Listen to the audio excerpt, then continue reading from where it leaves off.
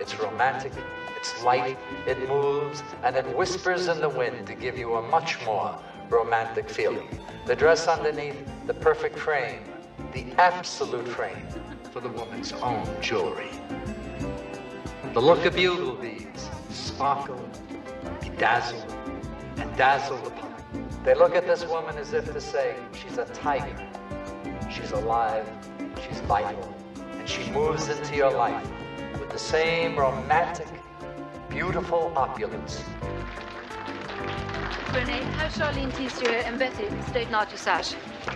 Vera, this is the last time I'm going to warn you. You get those girls out on cue, or I'll find someone who can do it. Look, you don't... Where you belong. Move it! Vera, try not to take him so serious. He's under a lot of pressure. Yes, I know, Mr. Garth. Is that your answer again? Vera, you keep calling me Mr. Garth. Can't you just forget that St. Clair and I are partners and just call me Marvin? Marvin. Excuse me, the show.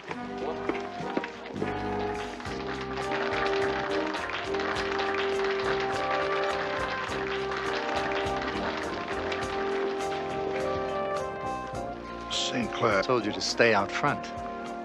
Keep out of the way. I'll stay where I damn well please. Garth, take my advice. From now on, be my silent partner.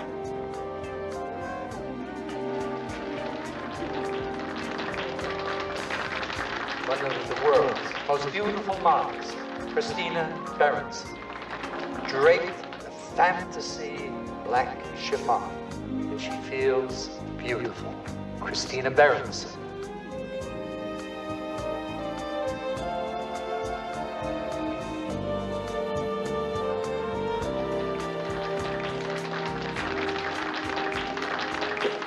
Christina, all those superlatives I just said about you, don't take them too seriously.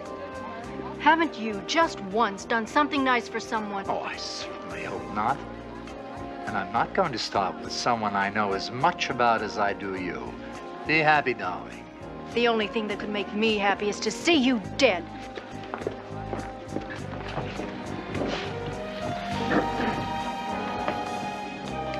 Try to pretend, Vera, just for the next few minutes, that you don't hate me as much as they do. And now, ladies and gentlemen, the most talked about designer from Los Angeles to New York to London. The incredible Valentine St. Clair.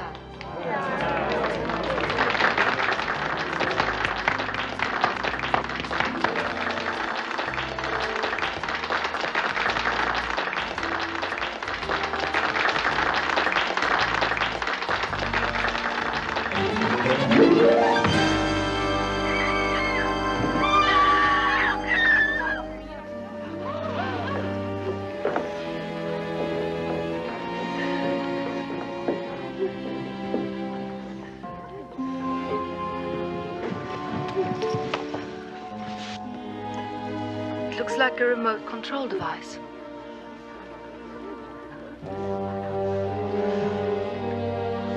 She's dead.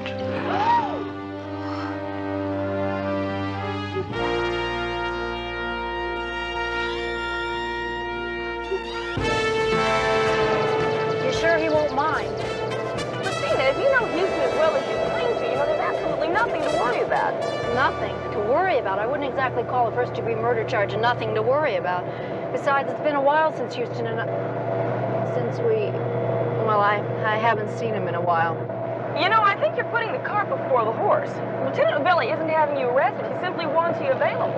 But everybody knows how I felt about Valentine, and a lot of people heard me say I wanted to see him dead. That would make you a prime suspect.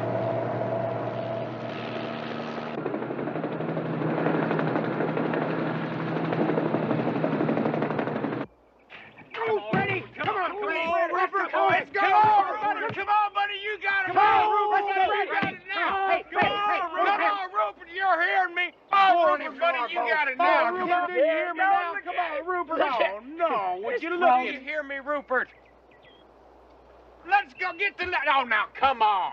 Time out here. Time out. Time? What do you mean, time? We didn't set any time limit. Yeah, well, old Rupert here's not feeling up to snuff. I mean, he just flew in from Florida, and I bet you he's a little airsick. You know, jet lag or something. Frogs don't get jet lag. Well, this one does.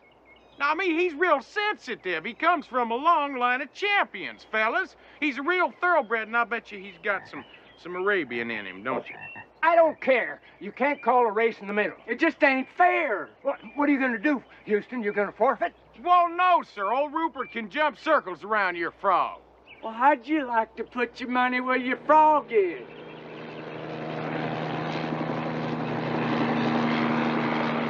You got yourself a bet. Double or nothing, they'll run on Sunday.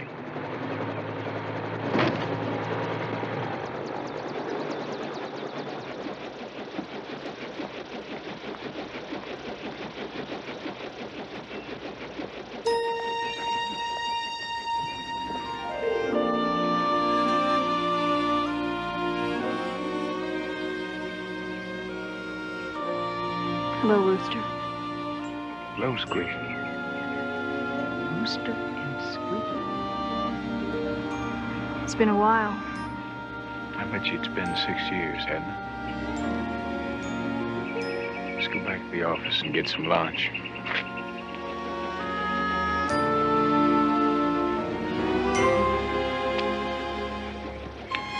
Houston, you forgot something, me. One thing's for sure, Rupert's legs are probably better for eating than for jumping.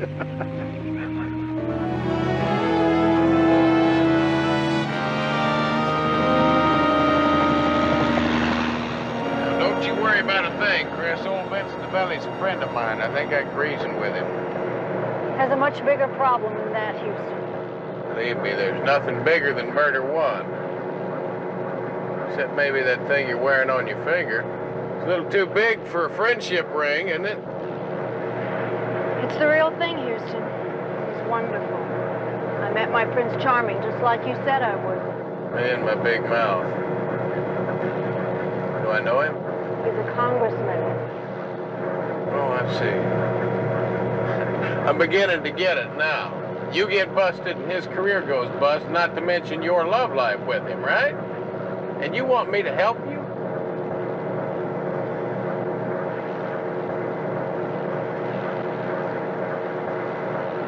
Now what the hell? For old time's sake, don't worry about a thing. Old Rooster's gonna fix it.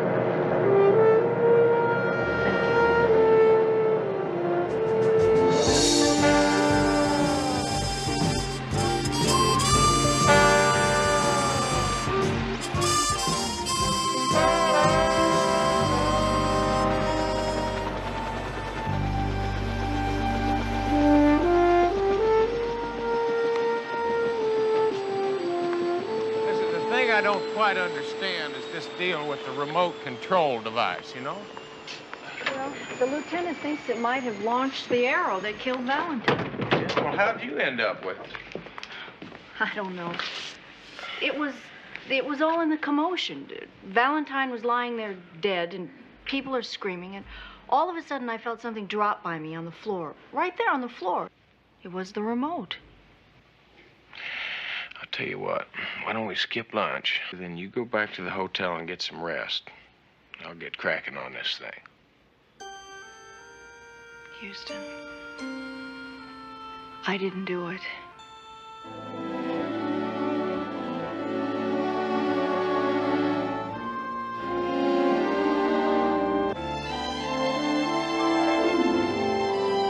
We think the arrow was launched electronically. And when Valentine was killed, your lady friend was standing over there with this remote control device by her feet. And we have an eyewitness. That's her, Vera Martin. Oh, thanks, Vince. Yeah, excuse me, my name's Matthew. Yes, I know, Houston. You are Christina's friend. That's right. I'm glad she has someone like you to stand by her. Well, thank you. You know, I feel terrible about having to tell the police. You know, I saw the clicker by her feet. Yeah, well, of course you did. I tell you, I need to ask you a question. Can you tell me what kind of man Valentine St. Clair was? Passionate, explosive, moody. Well, you see, he was an artist. Yeah, well, if he wasn't an artist, could it be construed as rude and obnoxious and downright unlikable? Well, he wasn't an easy person to get along with. But you see, for me, well, I know it might sound corny, to learn at the feet of a master, well, I guess there's still some old-fashioned hero worship in me. I'll miss him. Yeah, who won't miss him? I'm not going to swallow any more red ink. Now, if they want to sue, then I'm going to declare bankruptcy. Then they're going to have to wait till the middle of the month to get paid. That's their choice. Before you ask, that's Mr. Garth, Valentine's partner. Yeah, will he miss him? Well, everyone knows that they had their differences. Well, the real screaming was with his wife, Valeska Debraken, over the divorce. She was in the audience yesterday when he was killed. Houston figured he'd better track down St. Clair's ex-wife, Valeska Debraken. He found her at the Psychic Research Institute, which she owns. It's a strange place with an even stranger owner. Thinking of the pattern, and only the pattern, and hearing only the sound of my voice. No other sounds intrude, no other images, only the image of the pattern. It fills your mind.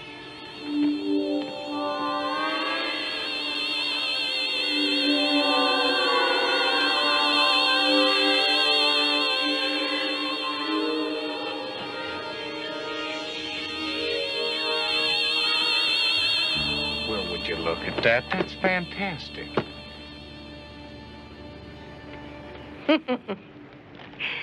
At age 7, I fell from a ladder, struck my head, and from that time on, have possessed powers. I'm trying in this institute to explain them. Well, that's all very interesting, but we were talking about Valentine, your husband, rather your ex-husband. And the divorce. Right. Yes. Well, it was a marriage of convenience. At the time, we needed each other. It was a marriage in name only. We each went our separate ways. Well, folks have been saying that you two were doing an awful lot of shouting, that things were getting a little bitter. Valentine lived his life at the top of his voice, but I really fail to see how I can help your client, Mr. Houston.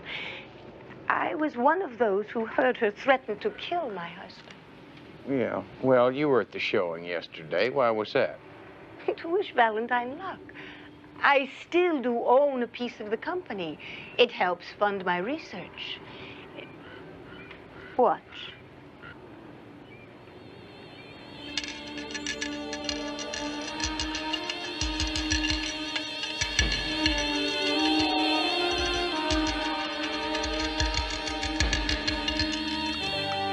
Yeah, well, after seeing this and the cards on the table and everything, it does kind of lead me to believe that you know a thing or two about showbiz. It is not show business, Mr. Houston. This institute is world-renowned. Our works are supported by donations from every country in the free world. Yeah, well, I'm sure there's something to it, but see, I already gave it the offer. Something to it! That sundial. I think it's a bit slow.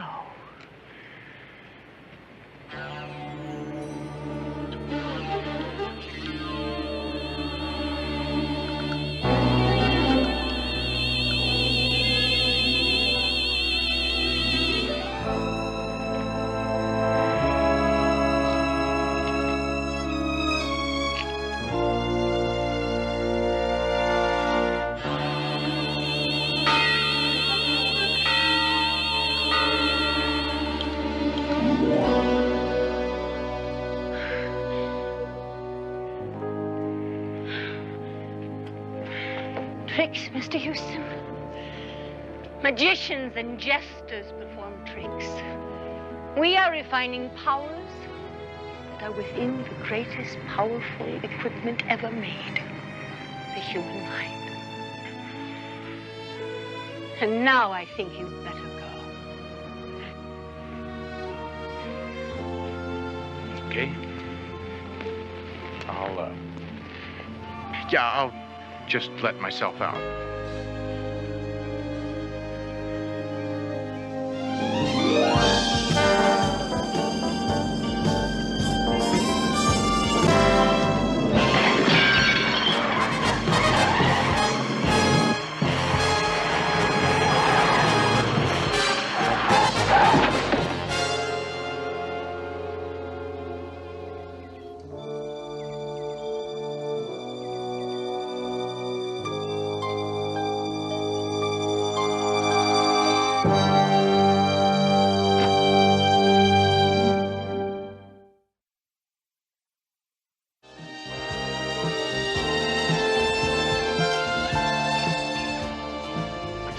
CJ, now I'm less than partial to being shot at, and I'd just as soon we find out who did it before they try it again.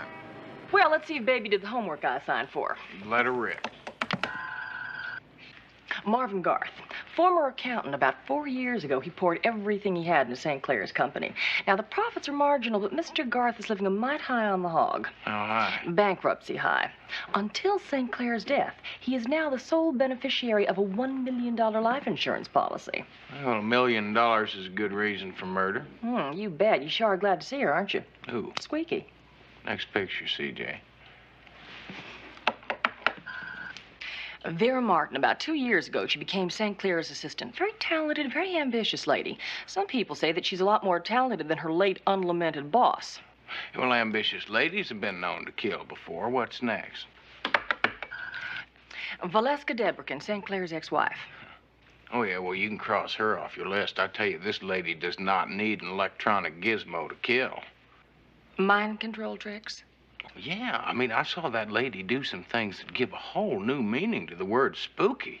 Does it now? Are you sure it wasn't just an illusion? Houston, she used to be in showbiz. Before she launched that Psychic Institute, she was a hypnotist. Used to call herself Madame Valeska. Now, wait a minute. What are you trying to tell? You mean you're trying to tell me that I didn't really see what I saw and that she planted all that in my mind? Well, let me put it to you this way, Houston. There are some women that can make a man think just about anything they want. Speaking of which, why don't you tell me about Squeaky, Rooster? Were you engaged or what? Can I be real honest with you, CJ? Shoot. All right. I'll tell you something. I have only really loved, and I mean really loved, once in my life. It was so complete, so deep. I just don't think I'm ever going to be able to match that again. Christina's that good? Christina? I'm talking about Rupert. My frog. Houston, where are you going now? To a fashion show. You mean to see Squeaky, don't you?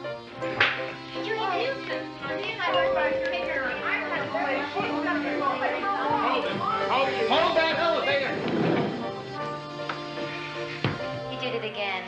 I don't believe I'm going to forget what that man looks like.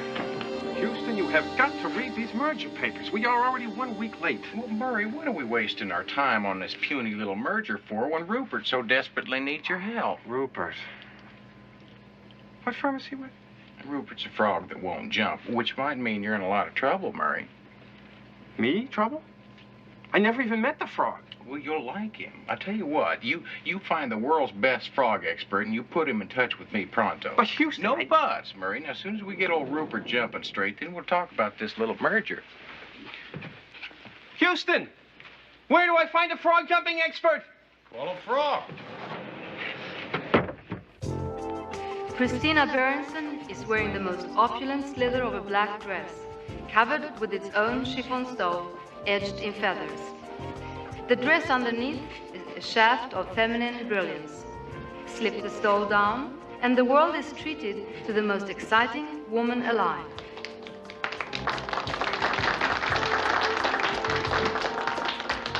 Renee! Renee! Honey, go find Renee. She's gonna miss her cue. Beau Lamé, wondrous. Should have stayed in accounting. Oh, there, Mr. Guard. This seems like an awful lot of trouble. I mean, how much could the Valentine label be worth now that St. Clair's dead? As long as Vera's around, everything is fine. See, Vera is great. She's the one that designed most of last year's bestsellers. just that Valentine got all the credit. Well, if that's the case, Valentine's death is a pretty good break for you. And let's not get ridiculous.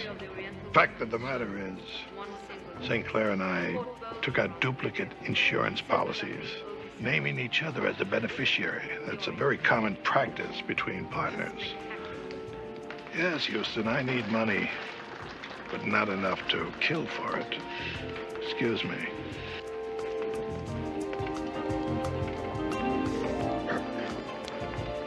The look of bugle beads sparkle, bedazzle, and dazzle.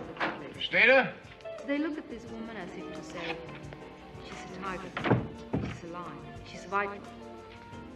She moves into your life with the same romantic, beautiful opulence, the brightest flower.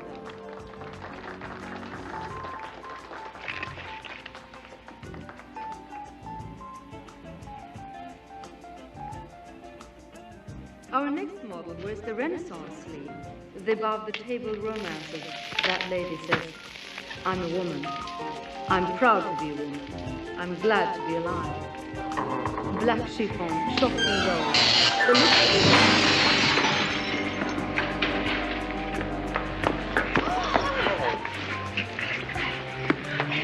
Are you all right? No, I'm not all right. If I was all right, I never would have left Texas and sold my ranch. And came out here, California. Feeling a little better now.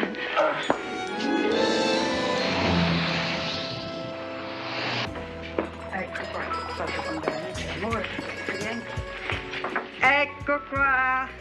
A beautiful antipasto for a beautiful lady. Oh, thank you, Mrs. Novelli. Oh, all my friends call me Mama. And you're my friend, Belitza.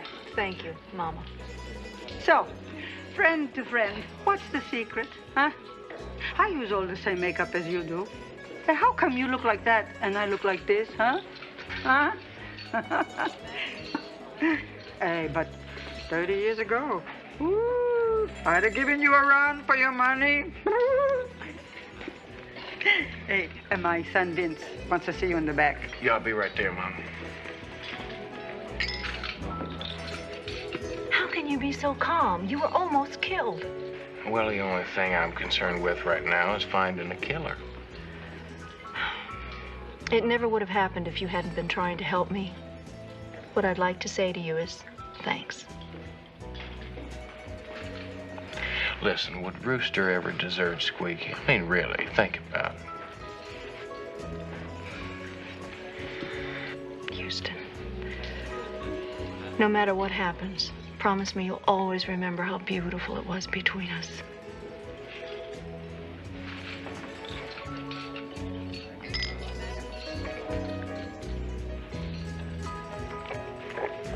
I'll be right back. Don't you move.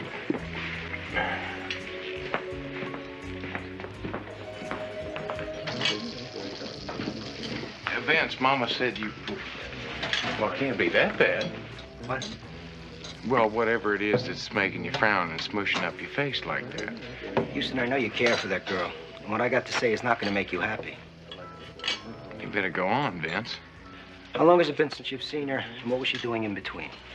Well, it's been a few years since we've seen each other, and she's been doing a little traveling. Wrong. Up to 6 months ago, she was living with Valentine St. Clair. Bitch. That's impossible. Is it? Well, she needed him. He needed her. She moved in. 3 years later, they had a big fight. She moved out, met the congressman, wanted to marry him, only St. Clair wouldn't let her out of her contract. Threatened to dump the whole story on the congressman. Houston, CJ's on the phone. She says it's urgent. I'm sorry, Houston. She's been lying to you. Let me ask you another thing. How'd you get so lucky to be backstage just in time for that lamp to almost drop on your head? Someone took a shot at you to boot. Vince, you better give me some time to prove that you're wrong. Okay, tomorrow there's a buyer's brunch. Then everybody's gonna scatter to the 4 winds. By then, the lab boys will be able to tell me if the clicker in your client's hand triggered the arrow. If so, I've got to arrest her.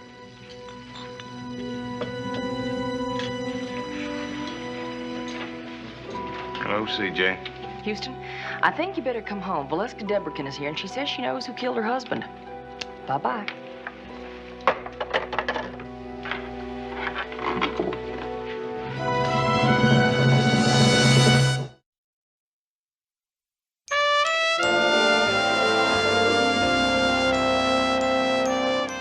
It was Vera Martin, my husband's assistant or protege. As much as she said she loved him, I know he was going to fire her. Oh, this is another one of your psychic revelations? No, actually. I was going through my husband's things. He typically dictated notes to himself. Take a haircut, do this, do that. Fire Vera. Oh, and he had that vindictive streak in his voice, too. When he said fire Vera, he meant ruin Vera. He would have done it, too. And she had to know it. In a way, I really can't blame her. Well, thank you, Miss Valeska. I will make sure that Lieutenant Novelli gets this evidence right away. Oh, I knew you would. Yeah, my secretary will see you out. I know.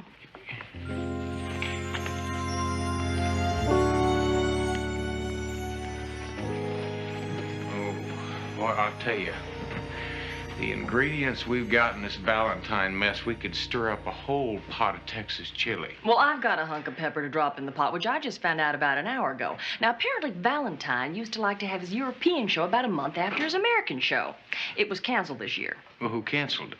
His partner, Garth, the day before Valentine was murdered. Well, it kind of sounds like our budget-minded ex-accountant figured a way he could save $1 or $2 if he knew Valentine wasn't going to be around in a month. The thought had crossed my mind. By the way, it's your shot. Yeah, so that gives us Vera, Christina, and Garth. They've all got Mom. Mom? Yeah. See, that's method, opportunity, and motive. If you see, Garth inherits the business and $1 million worth of insurance money, and Vera gets to keep her job. And becomes head designer. And that brings us to Christina. Houston, our clients are never guilty unless you know something I don't know. Well, you better get rested up because we've got an awful big day tomorrow. I need you to do a couple things for me. First, find out who's been sending the flowers to Vera. Second, I want you to get dressed up in your best bib and tucker and meet me at the buyer's party. Because I think it's about time we started stirring a few of these folks up. I think it's time you tried to make a good shot. Yeah, well, I haven't got a shot. There is no such thing as a frog jumping expert, at least not in this metropolitan area. There is, however, someone in Moss's Marsh, Florida, who is recognized as an authority. Well, send a plane, Murray. He only comes out of the Okefenokee at flood season, and the last flood was 1974. Hey, wait a minute. Are you trying to tell me we can't find him? Some say he's not a man at all, but merely a legend. Walking the swamp when the moon... Murray. What is that? I can save you the reading. There are only two ways to make a frog jump. Food or a predator. No tricks. There's no pep talk you can give them. I never heard of the Gipper, and they don't know from God and country. Here's your shot. Where? 2-ball combination, 12-ball in the corner.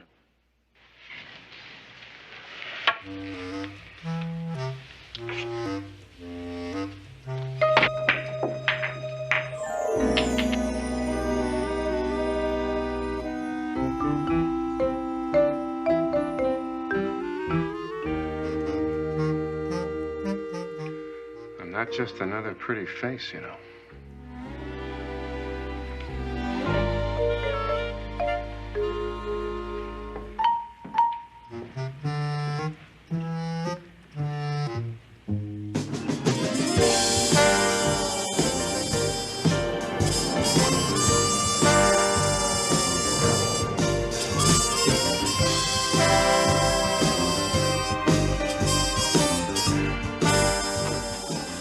While I was checking out the florist to see who sent the flowers to Vera, Houston was off to the buyer's brunch to do some buying in his own fashion. Oh, I wish I hadn't said that.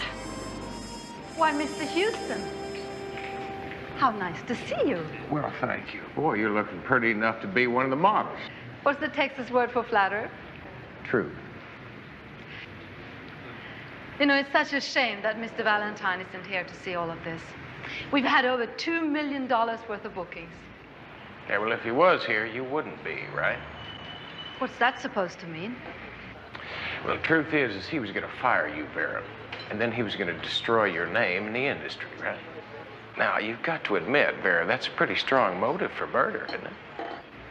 He'd been promising me a partnership. And then he wouldn't come through. Of course he was going to ruin me.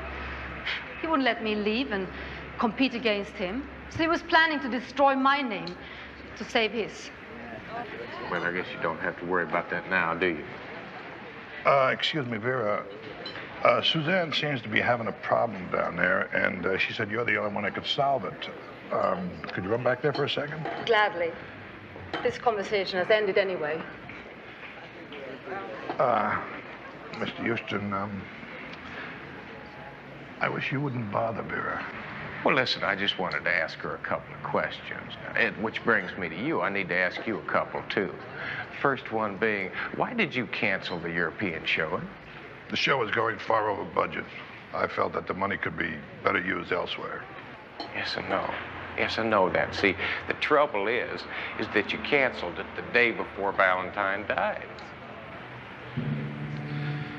Mr. Houston, I don't like your tone.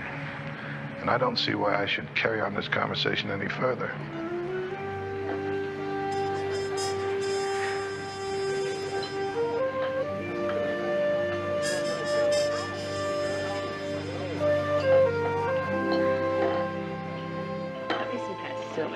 Mr. Houston, what a surprise. Excuse me. I didn't really know that psychics could get surprised. Well, I simply meant that I didn't expect to see you here. I didn't really expect to see you here either. Most of these people are my friends. After all, I was married to Valentine for 7 years. Yes, no, and just 6 months after you were married, you retired from your stage career, Madame Valeska. You see, I'm really curious to find out why you switched from your nightclub hypnotist act to your mind reading. I don't like what you're thinking. Good day, Mr. Houston.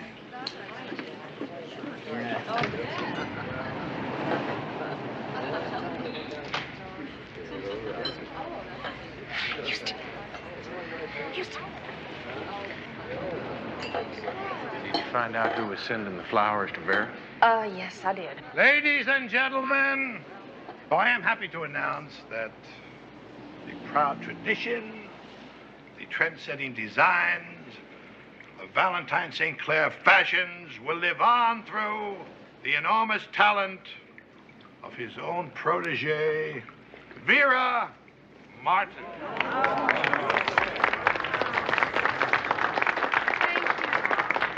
Thank you very much. And now, to whet your appetites for next season, I have a small preview. Christina, if you please.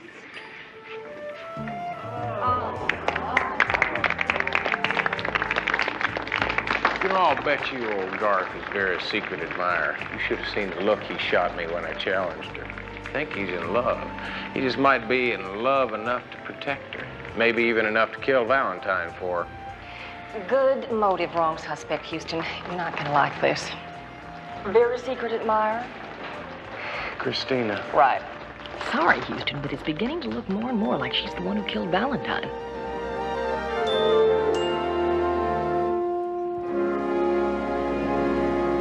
Christina, I do not want you lying to me anymore. I'm not lying to you, Houston. I wouldn't do that. Not to you. Since when, now? Christina, those flower arrangements, you bought them with your credit card. I saw the receipts. Yes, I bought them, CJ. But I am not Vera's secret admirer. Garth asked me to buy those flowers for Vera.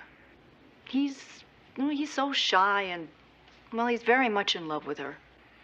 Christina, what was it you told me you've been doing for the last couple of years? Traveling. Wrong. You weren't. I was living with Valentine up until a couple of months ago when I met Brian. I couldn't tell him about Valentine, and I didn't want to tell you because I didn't think you would help me. You didn't think I was going to help you? Christina, I thought But we meant a little more to each other than that.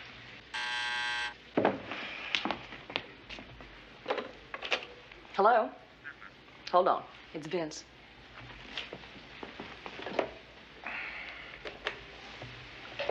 Hello, Vince. How you doing, Houston? Where's Christina? Well, I'm not really sure, Vince. The last time I saw her was at the buyer's party. Why? Yeah, well, I'm in her dressing room, and I'm sorry to tell you this, my friend, but we found enough evidence to book her for murder 1.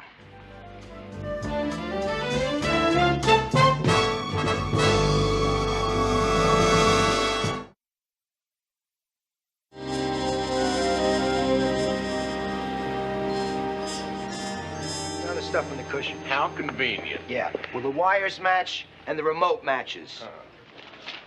That's a schematic of the actual work done. It matches. Christina's innocent. Now, Vince, this 7 proves it.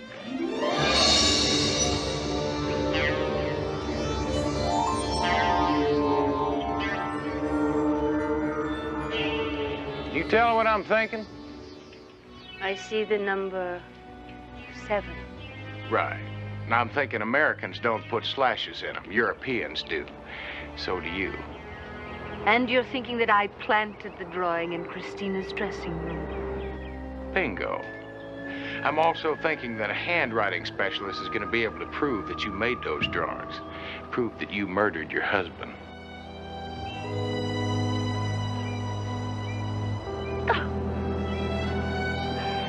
He would have destroyed this. All of it. If the divorce settlement came through, they were going to sell this land. I hope you're not asking for sympathy. This lady, you're a killer. Hold it. Right there. You're not entirely factual when you were describing the murder of my husband. I had help, Mr. Houston. I would imagine it was for the same reason, money, right? That's right. Now that Valentine is dead, Valeska gets to keep the Institute. And I get all the insurance money plus the company. We were a team in the best sense, Mr. Houston. I planned the murder. Garth carried it out. It was all a trick. Just like everything here, a trick, right? Don't make the mistake of underestimating me, Mr. Houston. The mind is an extremely powerful instrument. You'd be surprised what mine is capable of. But then you remember we talked about the mind, its potential, how the mind is susceptible to suggestions, some more so than others. We have a problem, don't we? You know that we killed Valentine, but you're not going to tell anyone, are you? Look at me, Mr. Houston. Here. Take the gun.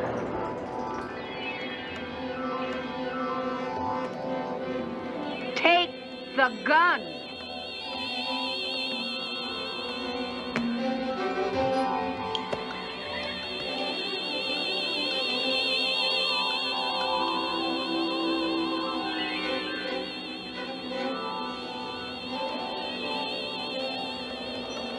Now, Mr. Houston, look at me.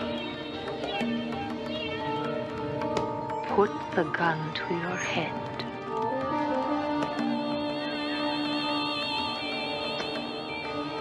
Isn't it a shame that when you discovered your beloved Christina was guilty, you decided to take your own life?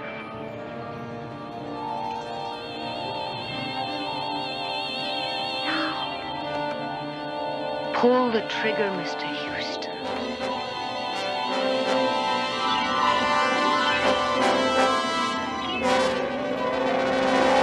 All right, the party's over, witchy poo. I believe this is what you call a Mexican standoff. Your power is stronger than I thought, Mr. Houston. But I'm afraid your gun isn't loaded. If you don't believe me, try it. Pull the trigger.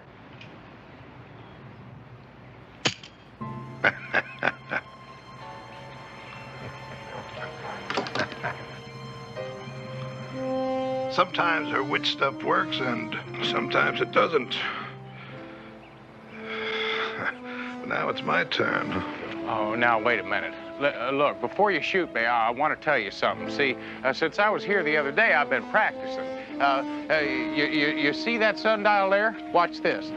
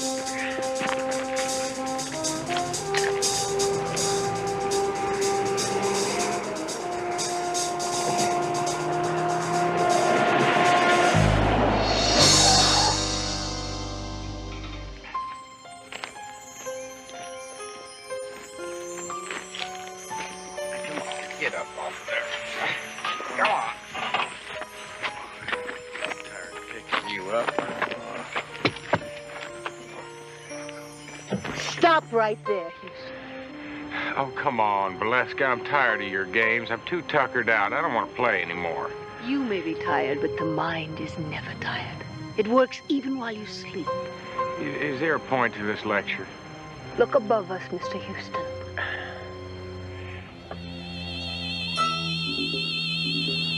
Oh, this is a bunch of hogwash. Now, I believed it once, but I'm not going to believe it again. Now, you come out of there. Now, come on, just get out of there. Come on. Listen, you got to quit scaring people with all this mumbo-jumbo stuff. I mean, it really frightens some of them, and it's just not good.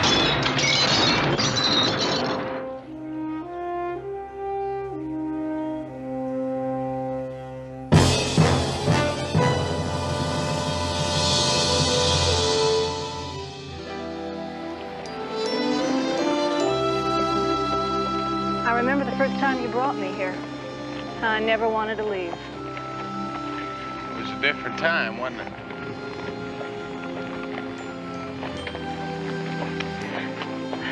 I'm not so sure I want to leave now. If you stay, you'll never really know, will you? What do you mean?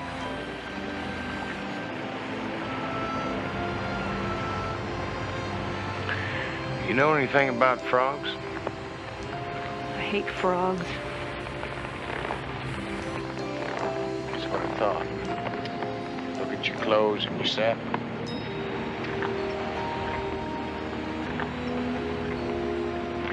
See, Christina, I love frogs.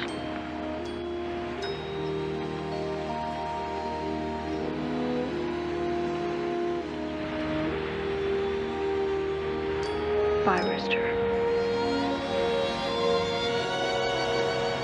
Bye, Squeaky.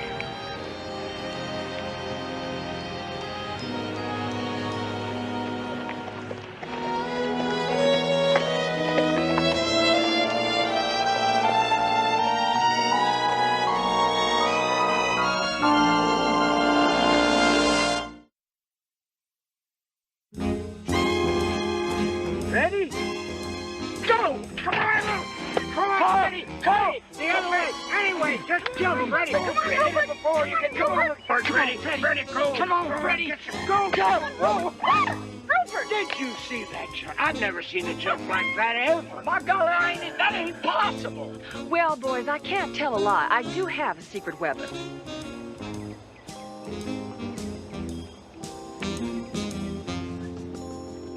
I want you to meet Hildegard.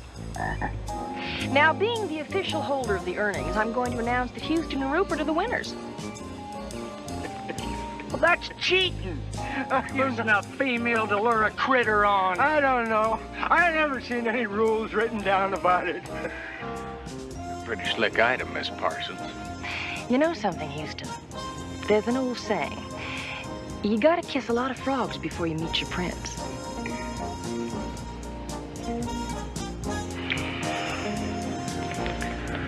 Ribbit. In that big playoff game. Everybody in the stadium now expecting the long pass from Burger. He sends a man up the middle. Oh, what a surprise play. And a play that'll be questionable. Oh, come on, fellas. I don't know why they just don't put Randy in. Well, I'll tell you why. It's because they're crazy. I mean, that pea-brain owner does not have the sense God gave a mule. Oh, they ought to string him up. Stringing up's too good for him. What they ought to do is take him out and shoot him. Make him not plop him down in the middle of the cattle stampede. Yes. I'm so glad that you boys have a proper perspective on the game. Well, now, CJ, it's not just because Randy's my friend. I mean, he also happens to be the best quarterback around. I mean, besides that, he's... The Bearcats are at the line of scrimmage. Bobby Berger marking out those signals. He takes the snap. He fades back to throw. He throws long. He's got a man open. Oh, he overthrows him. What a tough break for the Bearcats. Timeout is called in the playing field. 7 seconds showing on the clock. It'll be the Bearcats' ball. 4th down and 15 yards to go from the 45-yard line. Bearcat could still win if they just put Dandy Randy in. I don't know if Randy can pull him out now. And you know, I think all of Crusher, give me another scotch. Time to go easy on the ice. I'll get it. You sit down and let him get it. Pay to be the gopher around here, so let him go for my drinks when I tell him. What do I get paid for, Jock? What do you get paid for? You kidding? From start to finish. Ladies and gentlemen, I don't know what's going on along the sideline. Buck Turley is pacing. He's made a decision. I think he's going to, yes, he is going to bring in Dandy Randy Haynes to play quarterback in the final play of this game and maybe of the year. What's going on down there? Crusher, give me that headset. Turley, Mr. Stryker. What the hell do you think you're doing? This game is on the line, Stryker. Haynes is our only chance to pull it out. I'm going to put him in. Now listen, you stick that has-been back on the bench where it belongs. Put in that toss-back draw play we worked out. Turley, did you hear me? Turley! You should have fired him 6 weeks ago when you wanted to. Your first instincts to destroy people are usually your best. Why don't you shut up? He's the best coach in the league, and Randy's the best quarterback you have in the field. What is this? Mutiny on the bounty? Hired hand, caught back?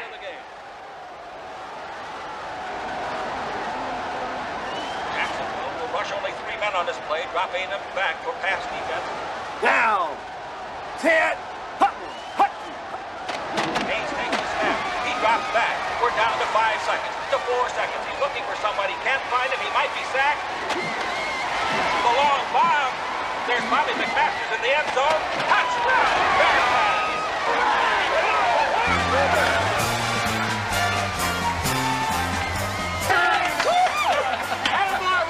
For coach, doesn't it?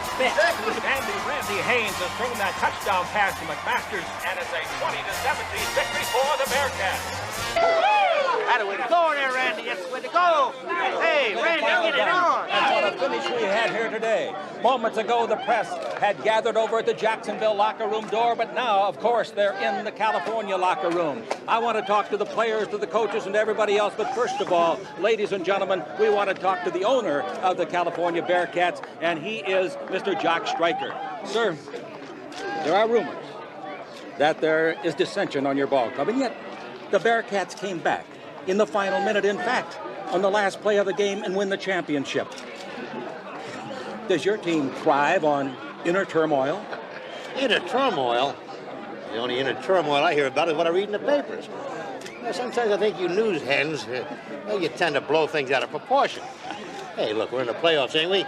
You are in the playoffs. You are the Western Division champions. Right. Ladies and gentlemen, we'll be back with more in just a minute.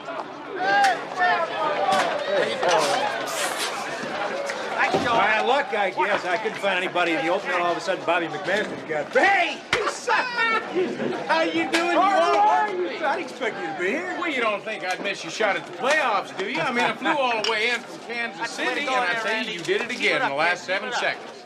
Well, just like you did against Penn State. 18 seconds to go, and you complete 3 touchdown passes. Well, how about you against Notre Dame and that 88 yards? I tell you, you pulled it off with no time left.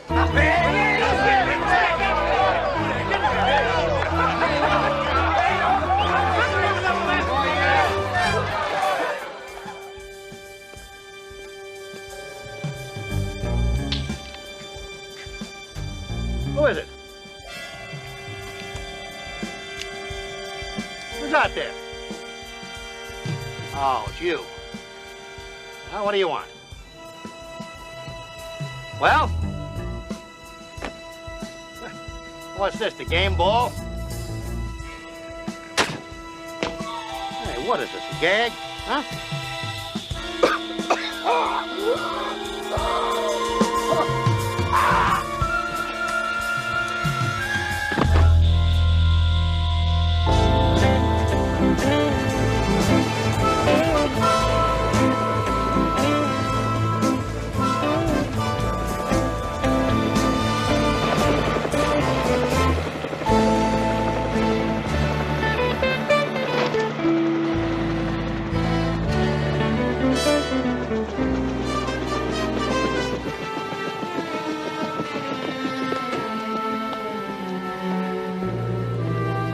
Good morning, CJ. Good morning, Houston. What took you so long to get here? Well, I decided to swing out over the Pacific and watch the whales heading down to Mexico. Boy, they're pretty. Houston, that's wonderful, but I've been trying to reach you at the ranch for the last hour. Now, our unfavored owner, Jock Stryker, was murdered last night. Look at this. The police got any idea who did it? Not yet, but you got a call from Randy. Now, he wants to talk to you pronto, and he sounds like a man in big trouble. What are we waiting for?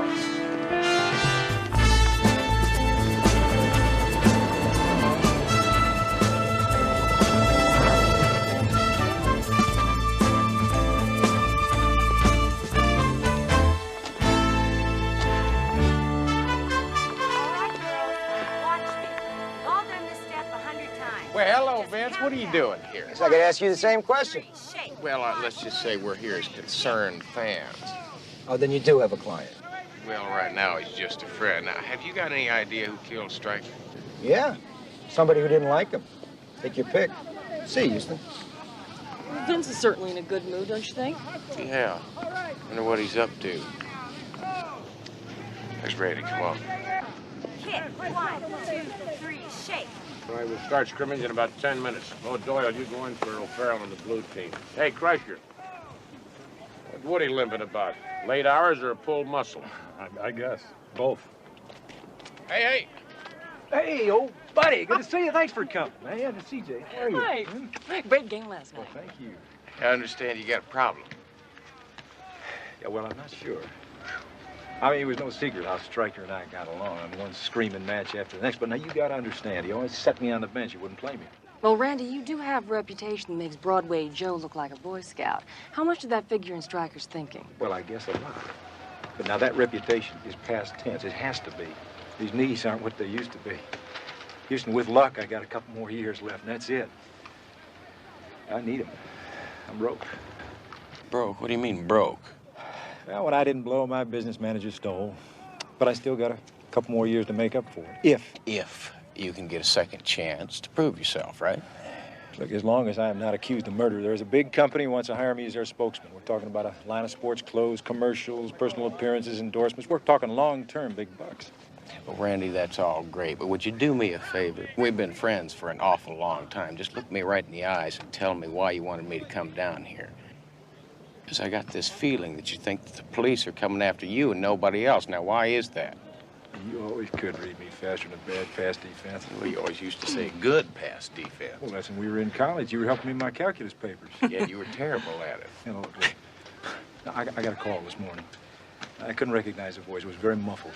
They claim to have ironclad evidence that I killed Stryker. What kind of ironclad evidence? I don't know. They wouldn't say.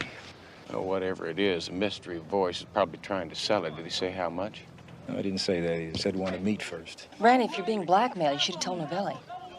But would you? I mean, if the world knows you hate somebody and he's found dead, Would you go call the cops when somebody claims they got evidence against you? Listen, where'd you leave it with the blackmailer? Well, he's gonna call me back. Tell me where and when. Well, when he does, you get in touch with me, all right? Pronto. You got it. Houston, I'm scared. I did not kill Stryker. This thing could mess me up. When I'm done with football, I mean, I'm not like you. There's nothing else. I gotta make the most of these last 2 years. So why don't you get yourself out there and get ready for the big game? We'll see what we can do about this thing, huh? Thanks, buddy. You got it right. Bye-bye. Hey, Randy. They believe you? Of course he did. Told you, Woody, my best pal. Hey, guys, look at him. Ladies, this is football, not a peep show. Now pay attention. Come on, get back in line. Come on. And 5 and 6 and 7 and 8.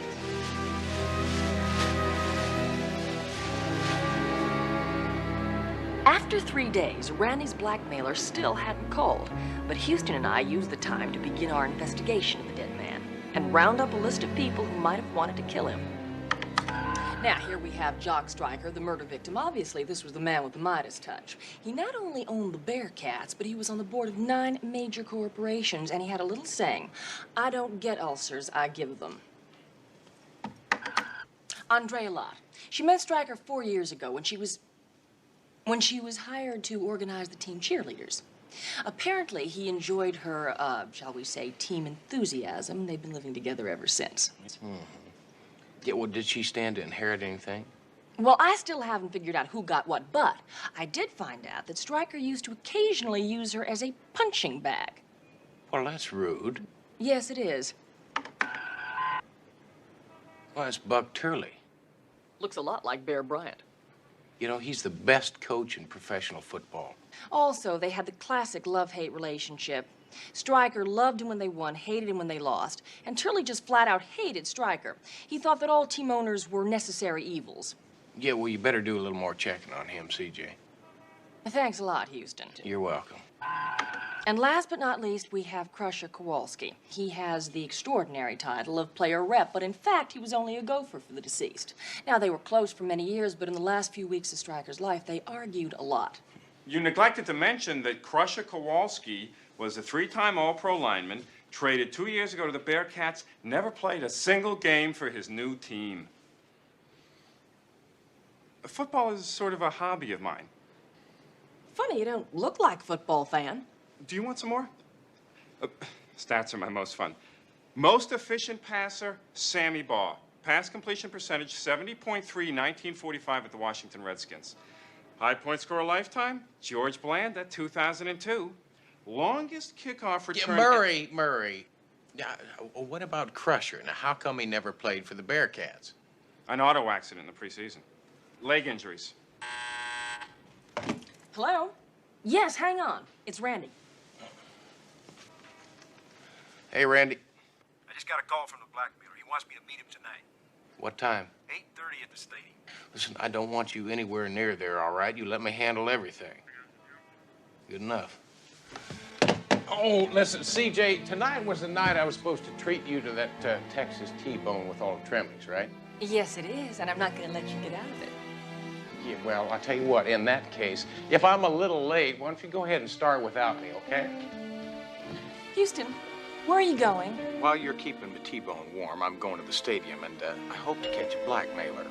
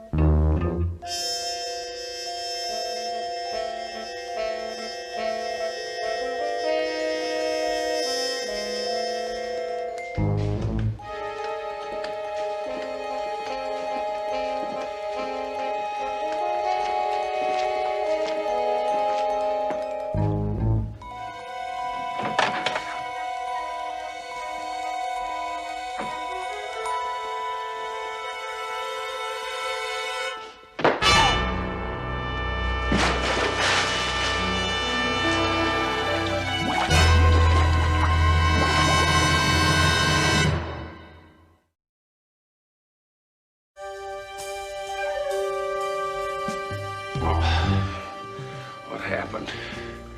Why'd you hit me? Look, I didn't hit you. I found you like this. Somebody hit me. How come I'm all wet? You were in the whirlpool. I pulled you out. Somebody was trying to drown you. I didn't see who. When he heard me coming, he ran and got away. Wait a minute, don't I know you from someplace? Two Mean Malone. That's right, you're a lineman for the Bearcats. Yeah, me and Randy are buddies. Real close. That's why I've been following you. I want to help you out on this case. Well, I appreciate the offer, but maybe... I said I was going to help you. Well, let's just say I saw this movie once about an ex-football player who wanted to become a private eye. Well, it got me thinking. I got my future to consider. Yeah, I tell you what, maybe we could discuss this another time. Are you trying to say you don't want my help? No. Yeah, you see, it just takes time to train a detective. You got to... I'm a fast learner. Ask the coach. I'll tell you something. See, my head's really not hitting on all 8 cylinders right now. Now, okay. Yeah, I do have something for you to do. You see, I need to find out who's got keys to this place, who might have left it open so you and I could get in here. Now, can you run that down for me? I'm already on it.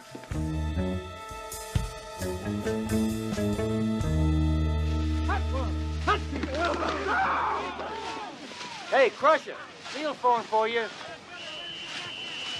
I'll lay off the contact work this week. Just concentrate on the passing drills. I need you in top shape Sunday, boy. Okay, Buck, thanks. I'll be ready. Don't worry. All right. Hey, Houston. Heads up. Yeah, it's not bad, Houston. You haven't lost much over the years. Yeah, well, I almost lost it all last night. Instead of catching a blackmailer, I almost got myself killed. What? Well, I don't understand. Yeah, well, I got the same problem. You see, the question is somebody really trying to blackmail you, or were they just setting you up for an ambush? I'll tell you something, Randy, it doesn't make much sense. And the only thing I can figure is that somebody's got something on you, and you're not telling me anything about it. Well, I swear I don't know. Oh, come on, Randy. This is me, Houston. Now, we've been through an awful lot together. Now, how am I supposed to help you if you don't let me know what's going on? All right, there's one possibility. Look, a couple of months ago, Stryker threw a party. I had a little bit too much to drink. Well, let's say a lot too much to drink. Stryker benched me. I was mad. We had another shouting match. Well, who else was there? Oh, Andrea, Turley, practically the whole team. Did you threaten to kill him? Well, I don't know. Like I said, I was drunk. If you want to get the exact words, talk to Andrea. Why Andrea? Well, she lived with Stryker. She'd have his tapes. Wait a minute, what tapes? Well, he was kind of a recording freak, I guess, like Nixon. Taped everything that went on inside his office. Looks like I'm in a little bit of trouble, huh? Well, we've been in worse jams than this before.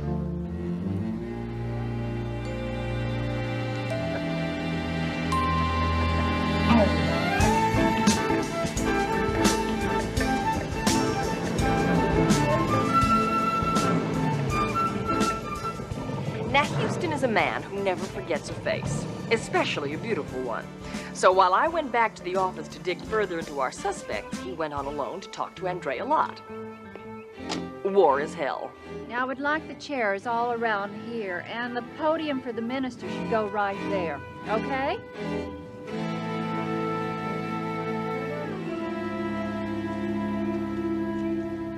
Well, I tell you, this is some yard.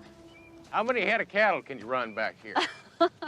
Can I help you with something? Well, my name's Matt Houston, and I'm looking into the death of Mr. Stryker.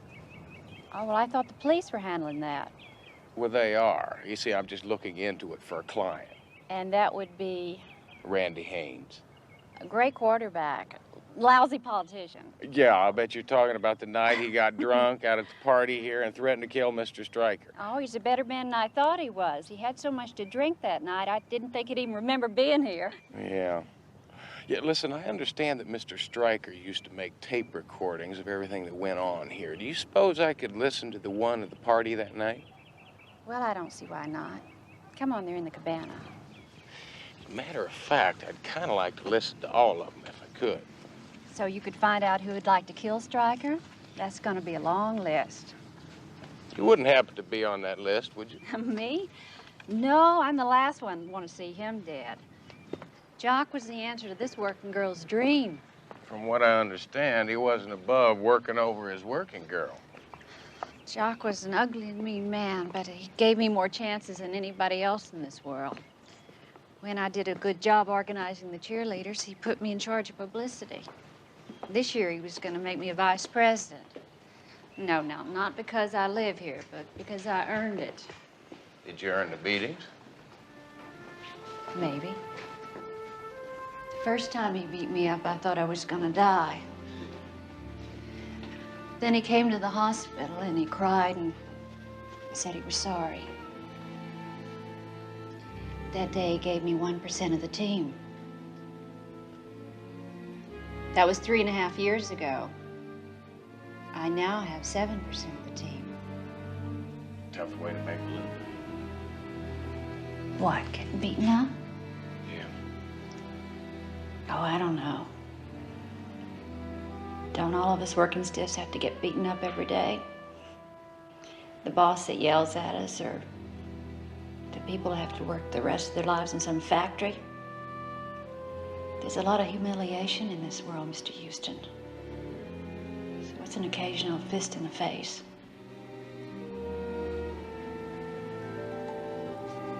The tape you wanted would have been August 5th. It's not here. Are there any other tapes missing? No, they're all in order.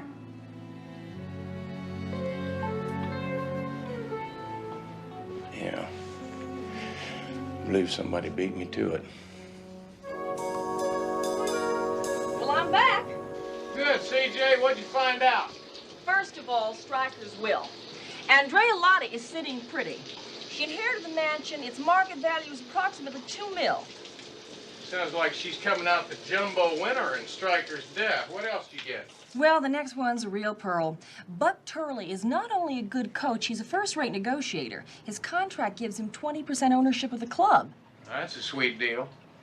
Apparently, Stryker thought it was too sweet a deal. He hired a business manager to find some way to get out of it. And now that Stryker's dead... Well, obviously, he can't contest the contract, so Turley's a rich man. Yeah. Well, who else has something to gain by Stryker's death? Well, Houston, I hate to say it, but your friend and client, Randy, if Stryker was still alive, Randy would be watching those playoffs from the bench. Yeah.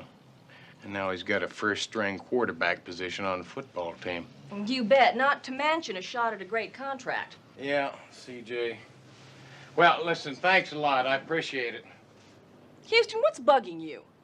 Well, I tell you, CJ, it's what you were saying about Stryker earlier. I tell you, if the man went back on his word with Turley and his contract, he's just liable to go back on his word with lots of other people, you know what I mean? You mean Andrea? Yeah. You see, when I was going to school and playing football, if you wanted rumors, you went to the locker room. But I tell you, CJ, there are just some locker rooms that I don't have access to.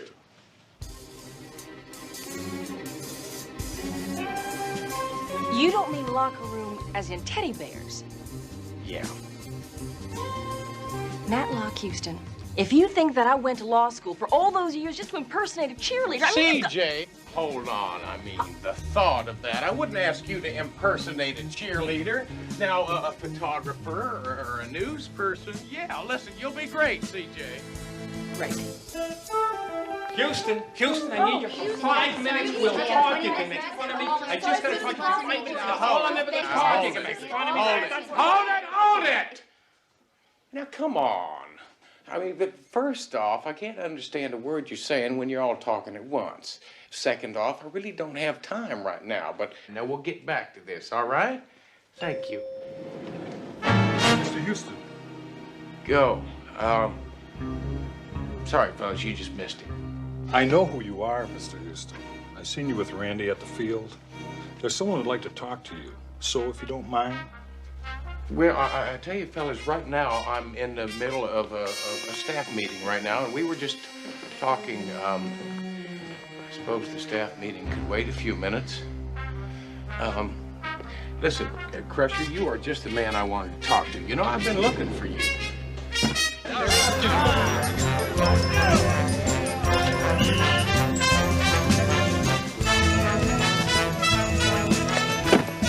Come on, Swenson. You want to wear a championship ring, you got to do better than that.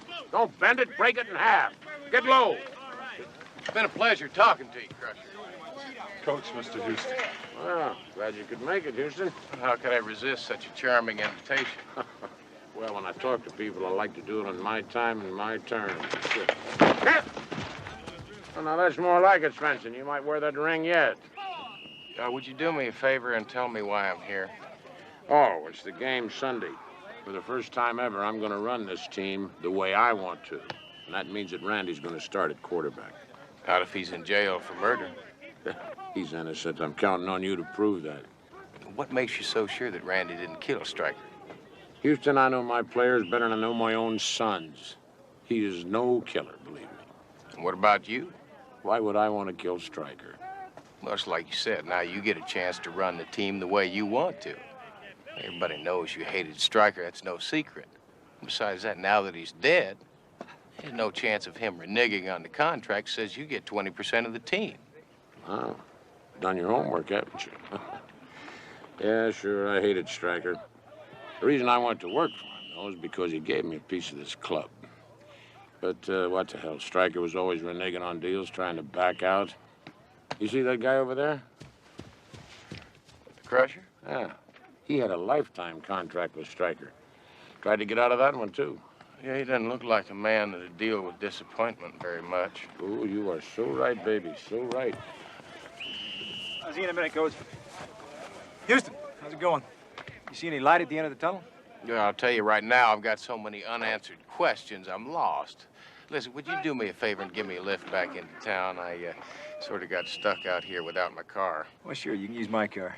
Come on, I'll give you a lift down to the parking lot in my cart. Good. Say, Houston, whatever happened that weekend you took Mary Lou McAllister to Laredo? Well, no, I thought you took her. How's your arm doing today? I'll put it in the cart.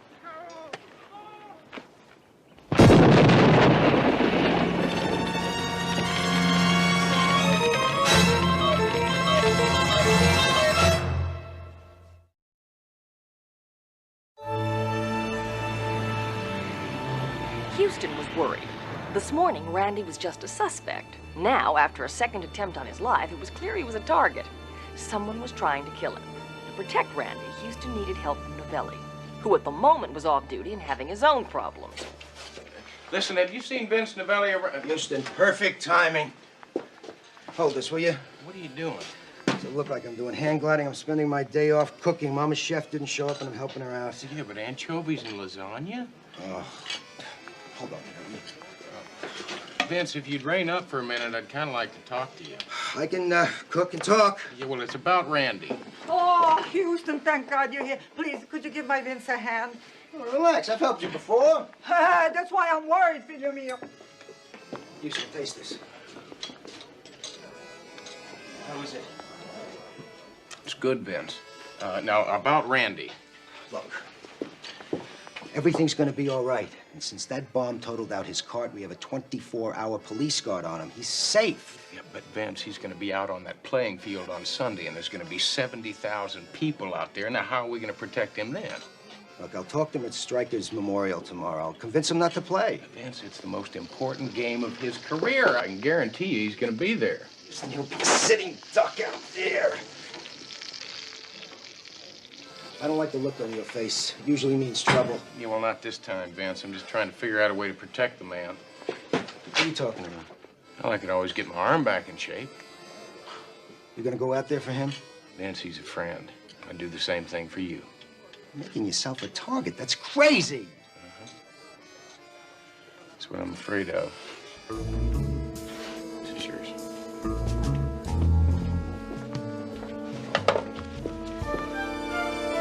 As I've said before, there was no way Houston was going to get me to go down to that cheerleader locker room. So obviously, I didn't go. So, when is our picture going to be in your magazine? Well, probably the next issue, or the one after that. What'd you say the name was? National Sports. I thought you said it was U.S. sports. Did I say that? Well, we changed the title a lot because we want to keep our fans on their toes. Now, we're going to do a little cover story on Andrea Lott. You know, a woman behind the man kind of thing. She's lucky then. Really? How's that? Well, rumor was Stryker was going to dump Andrea. The only reason he hadn't up to now is he had his lawyers trying to get out of some stuff he'd given her. Did Andrea know that? Oh, well, if she didn't, she was the only one around here who didn't. Well, do you think that Andrea is capable of murdering Stryker? You ask me, I wonder why she waited so long. She's one tough cookie. Do you think it would help with your layup if you had a shot at me just with my pom-poms? You bet.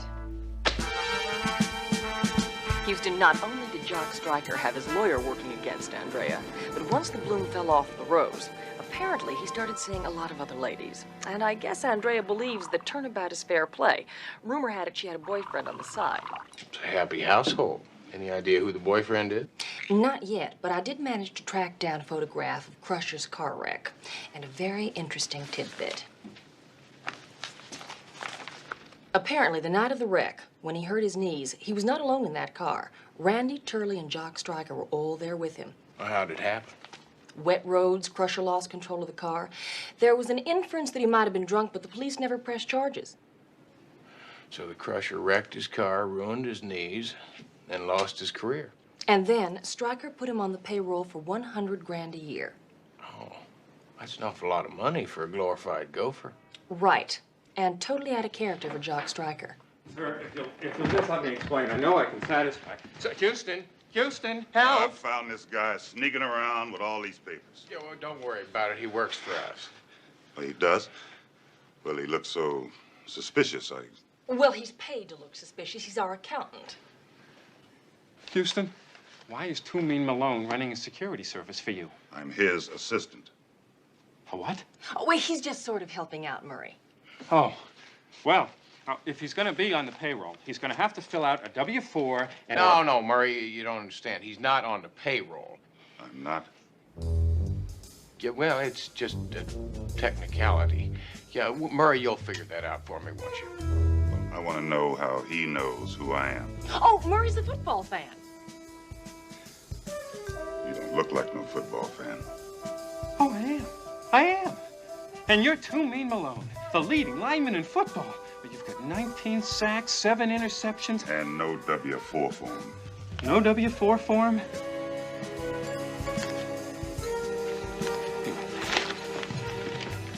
Too Mean, what are you doing here?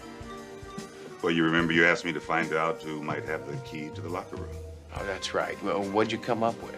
Well, as far as I can tell, the only one is Buck Turley. Well, it sounds like I better have another little chat with our favorite coach. CJ, while I'm gone, see if you can find something for Too Mean to do. I'm coming with you. Like I said, CJ, he's coming with me, and I'll talk to you later.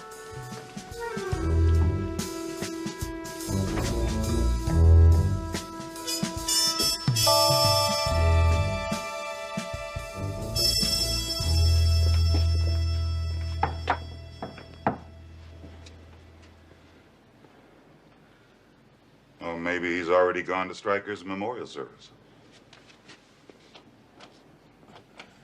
That's locked. I tell you what, we'll just catch up. Wait a minute.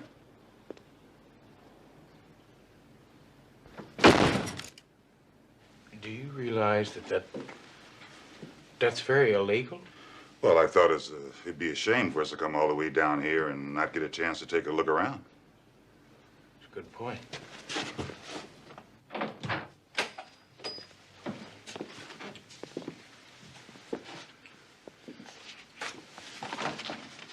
Well, isn't that something?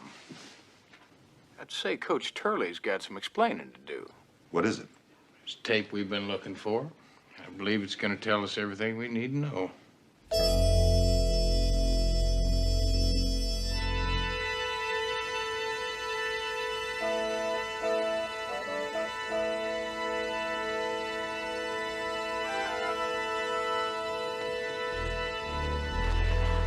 Are we early? Actually, you're a little bit late. We were supposed to start 10 minutes ago. But nobody's here. Well, it doesn't surprise me. Everybody did hate Stryker. Well, at least somebody came. He brought the chairs. Excuse me, I really hate to say this, but I have a wedding in half an hour and another funeral right after that, so we really should be starting. Shouldn't we wait for Andrea first? Well, she called. She won't make it either. But she lives here. If we could all be seated, I can begin. The deceased, he was the football person. Yeah. Ah, that's what I thought. I pride myself on individualized services, so I prepared something special. Please.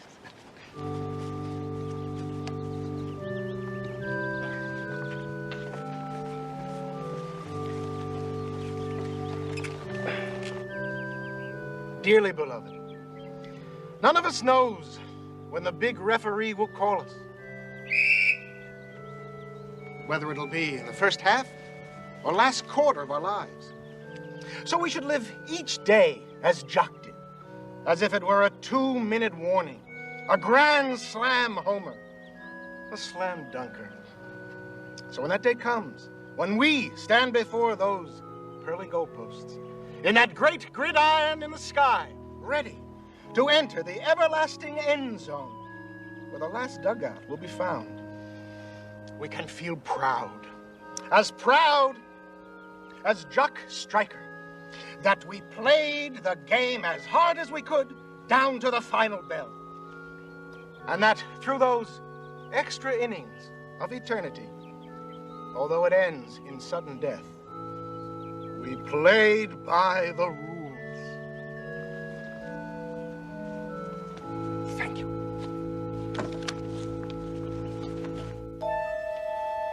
I'm so sorry. Yeah. I'm so sorry. I'm so sorry. I'm so sorry. Hey, Houston, hi. There's good news and bad news, Randy. Now, the good news is I found a missing tape.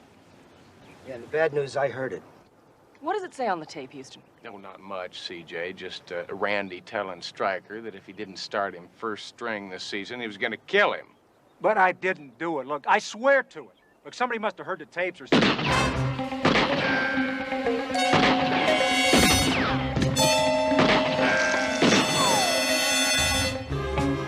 Get on the radio, set a roadblock. Come on, move.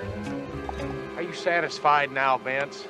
I mean, all those shots were meant for Randy. Are you all right? Yeah. It's the third time somebody tried to kill him. Now, when are you going to believe the man's innocent? I believe him. That's what worries me. Why would that worry you, Vince? Because Sunday's game is all the closer, and I still don't have a killer. And I'm worried about what happens when number 9 runs on the field to play quarterback.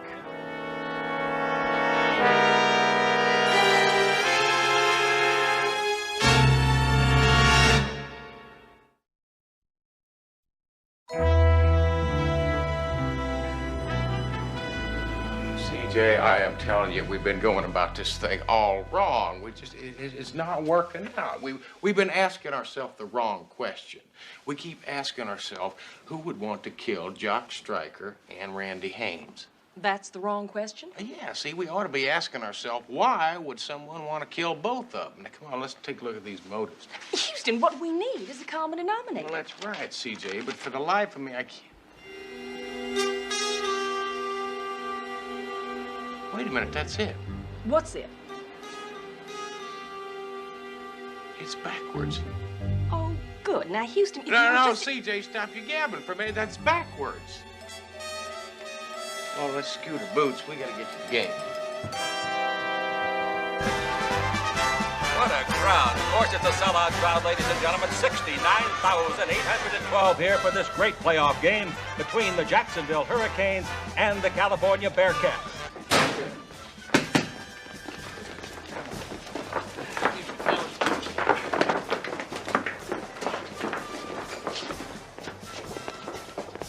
Hey, Houston, you here to cheer me on? Well, if I'm right, I'm gonna save your life. What are you talking about? Now, Billy's got scores of cops out there covering the field. Besides, that killer's probably long gone by now. That's wrong. See, the killer really doesn't care about getting caught. He just cares about revenge. Revenge? Well, do you know who it is? Randy, the night Crusher got in a car wreck, you were with him, right? Yeah, so was Jock Turley. Crusher told the police that he was driving. Well, I'll tell you something, Randy, I really don't believe that. Because I saw a picture of that car wreck. The whole rear passenger section of that car was damaged. There's no way he could have gotten hurt unless he was sitting back there. Now, why don't you start telling me the truth?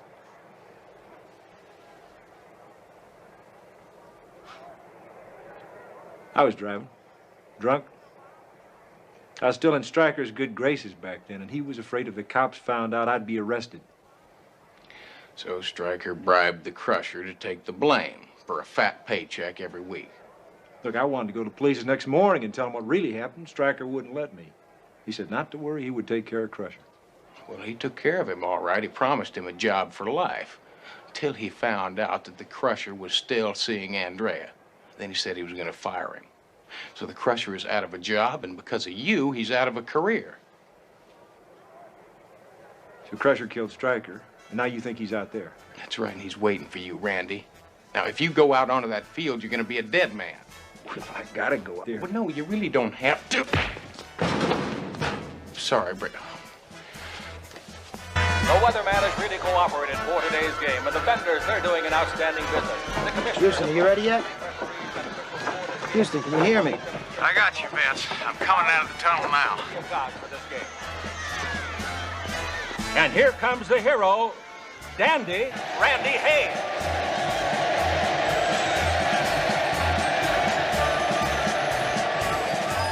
The California Bearcats sporting a flossy season record 11-3-1. Of course, the Jacksonville Hurricanes. Oh, I tell you, Vince, that's some kind of feeling running out onto this field and all those people cheering.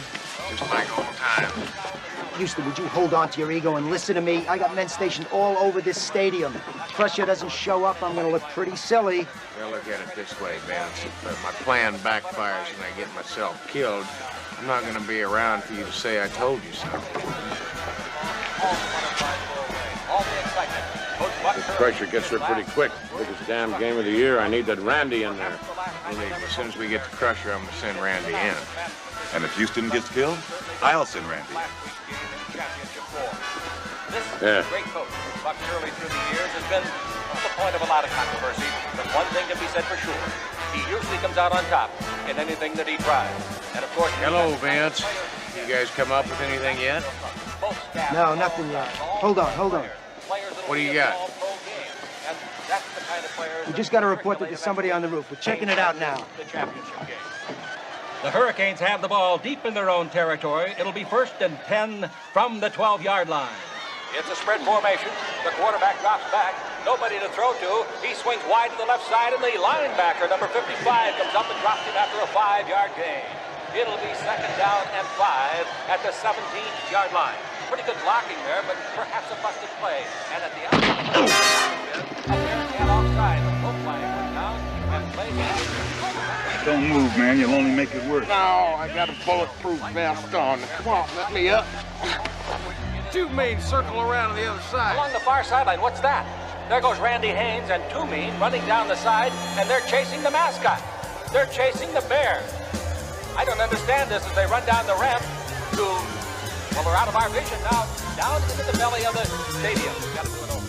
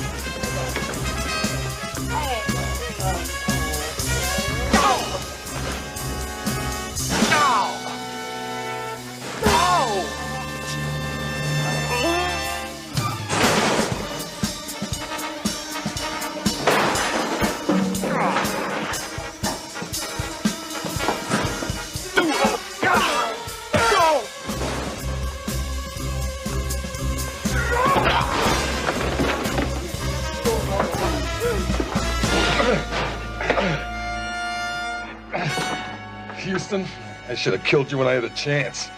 A little late for Monday morning quarterbacking, isn't it, Crusher?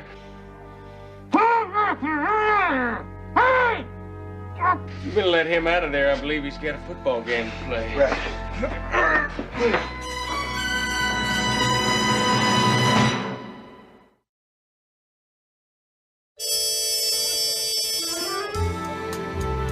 Thanks. I really appreciate this. You guys are terrific Sunday. Beating the Hurricanes the way you did. And do you realize if you win the championship, this football could be worth upwards of... Is it normal to include a home phone number when signing an autograph? Absolutely. This way, if anyone ever doubts it, it was really you. We'll just call you up and you can verify it. Matter of fact, maybe you have to put your home address down there. In case the phone lines are down. Houston, I just don't know how to thank you. Well, you just play next week's game the same way you did Sundays, and we'll call it even. How's that? Randy, we are so proud of you. Why don't we go have a Texas steak with all the trimmings? Well, I would love to, CJ, but I've already got plans. Oh, you do? Well, you see, in the interest of Bearcat team unity, I'm going to sort of take the cheerleaders to dinner.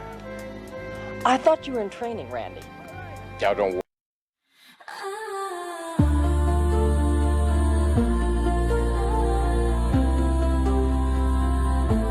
Your shadow dances on the wall at night.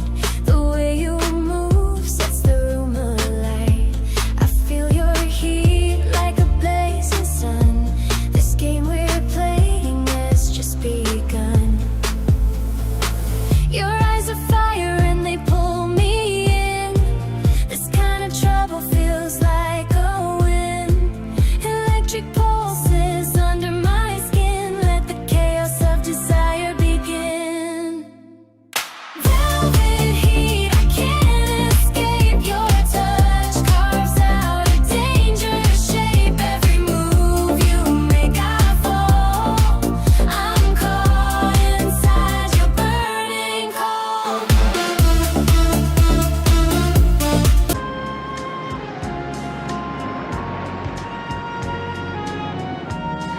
JD, it's been so long. Maybe this is all a mistake. Trying to make a comeback. Everything's gonna be just fine. Look,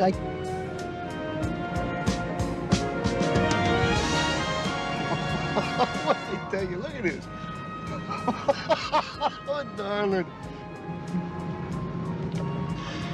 They did that for me?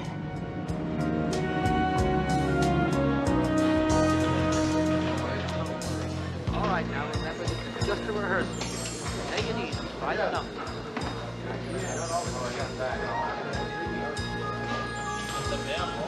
Okay, we're ready. Good morning. This is Army Archer talking to you from Hollywood. And this is truly a good morning. A morning when beautiful Ramona Landers is back where she belongs, in front of the cameras, for the first time in 12 years, making her new film. Well, we'll be talking to Ramona, and we'll also be talking to her co-star, handsome leading man Todd Gallagher, as well as to the film's financial backer, Mr. Miles Gantry, a most interesting man, a Rodeo Drive jeweler who decided to make his movie business debut by backing this lavish production. And, of course, to brilliant young producer-director, Mr. Bill Claudius, who's at the helm of this multi-million-dollar spectacular. Crying out loud, she's been in makeup for 3 hours. How long are we supposed to wait? Until the lady appears, not a moment longer. I don't understand you. Ramona Landers is a relic, a haunting ghost from the past. Casting the two of us as star-crossed lovers is bloody ludicrous. It's not too late, Todd. I'll be more than happy to close down production today and recast if you want out of your contract. We can announce it when the press conference starts, if you like.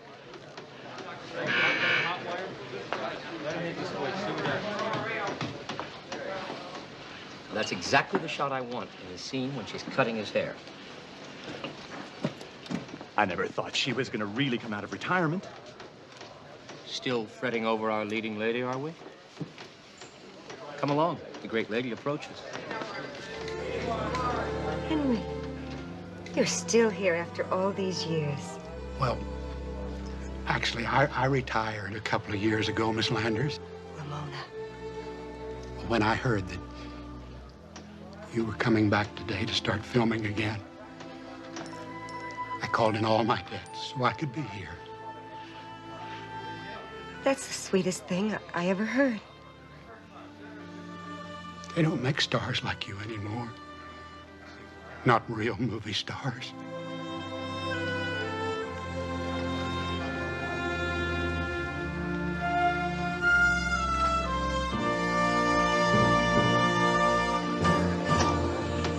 What you still fail to realize is what can make this tired old love story a classic is the age difference between Ramona and you. It'll be like Bo Derek playing Rick in Casablanca. E.T. as a musical. That's what makes it exciting. Different. Ramona. Oh, Bill, how nice. I can't tell you how wonderful it is to see you. You look lovely. Thank you. I haven't received the changes we discussed. Yeah, you'll get them tomorrow night at the latest. Good? Good. Ramona. Oh, Miles. Welcome back, Ramona. Thank you, Army. We're all interested to know why you chose Delilah for your film return. Hey, who you kidding, Army? Well, if it isn't Todd Gallagher, Ramona's leading man. What really interests America is what body beautiful health nut Ramona Landers really has in her orange juice. Oh, just as we thought, folks. Almost straight 100 proof vodka. So that's what keeps the old girl so well preserved. Keep tape rolling.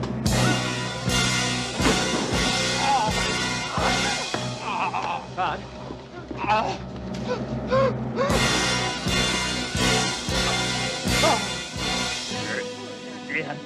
It's just Dane.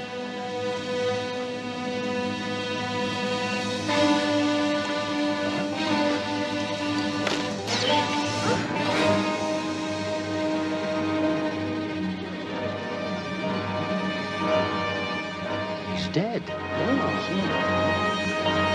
Houston's senior VP and financial wizard never has caught on to. I mean, now here he is, way out at the back of Houston's ranch, trying to talk business with Matt while Matt's wrapped up into the passions of his life. Horses and chili. Texas chili, that is. The only real kind. Own private satellite into outer space just so you can watch the Oiler games live is really not good business practice. Never said it was, Murray. We get the Grand Ole Opry live, too. It's worth whatever it takes just to get to see Dolly Parton and her... No, I don't think this is going to get it, fellas. It needs 3 more green chilies and 6 more red. 3 more greens and 6 more reds. That's exactly what I said. Didn't I say that? I said 3 more greens and 6 reds. Where are you going? To the office. But I'm telling you, in the hound's ear you did, you were talking jalapeno and cactus. But you're the one that tried to hunt pinto beans in the Texas chili. Wait a minute. Let me get this straight. This is the chili that you've been working on all week?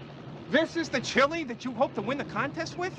And in doing so, win that horse, a horse that has become so important to you that I have had to cancel 3 corporate meetings and a merger for? I mean, I don't know why you just don't buy the animal. You see where I come from. We figure winning's twice as much fun as losing. And this here's the chili that's going to do it. So what's your point, Murray?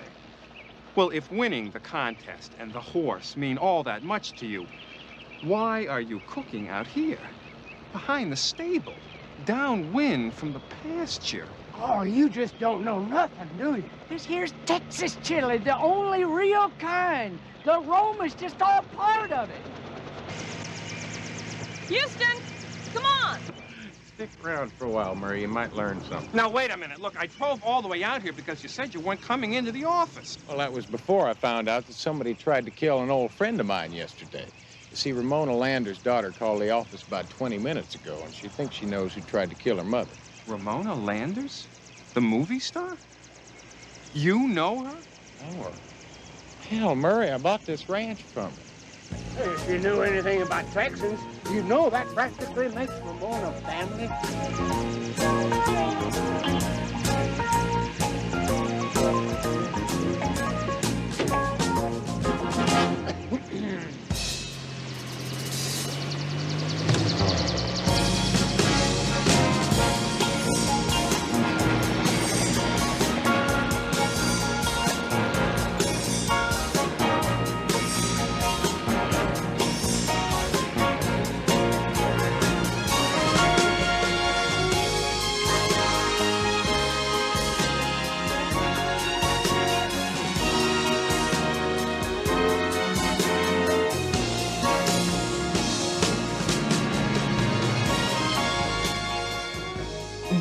you should know that another one of Houston's passions, the only one that could pull him away from something as important as chili and horses, is helping friends.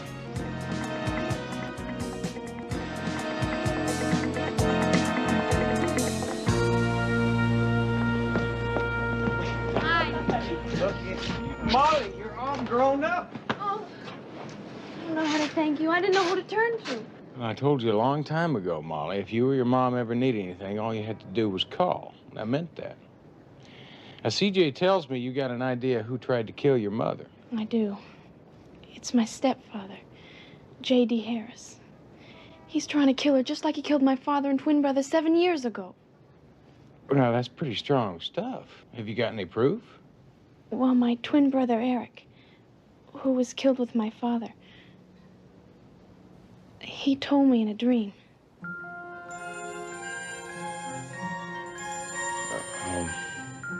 Would you like to go inside and sit down for a minute? Okay.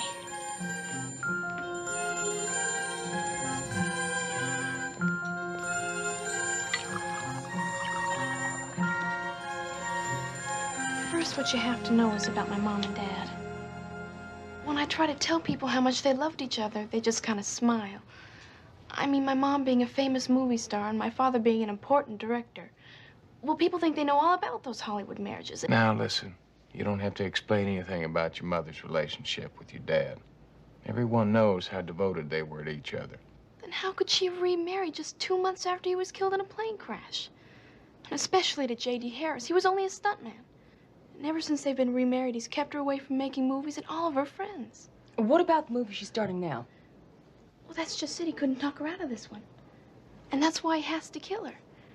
Because once she's back with her real friends, she'll see he's just been using her. She'll throw him out without a penny. Doesn't your stepfather own a chain of self-defense schools? Right, and every one of those schools my mother paid for. It's just like those books he had published. Nothing he does ever makes money.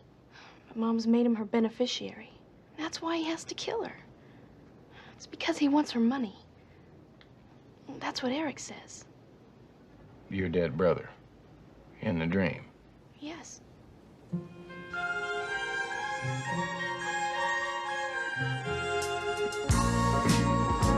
There was no way of telling how much of Molly's suspicions were based on fact and how many were pure fantasy. But Houston reasoned if there was a chance any of them were true, it was best that someone find out. It's a cozy little place you got here. My dad bought it for my mom. They named it Casa de Mantua. Mantua is the place where Romeo and Juliet were supposed to live.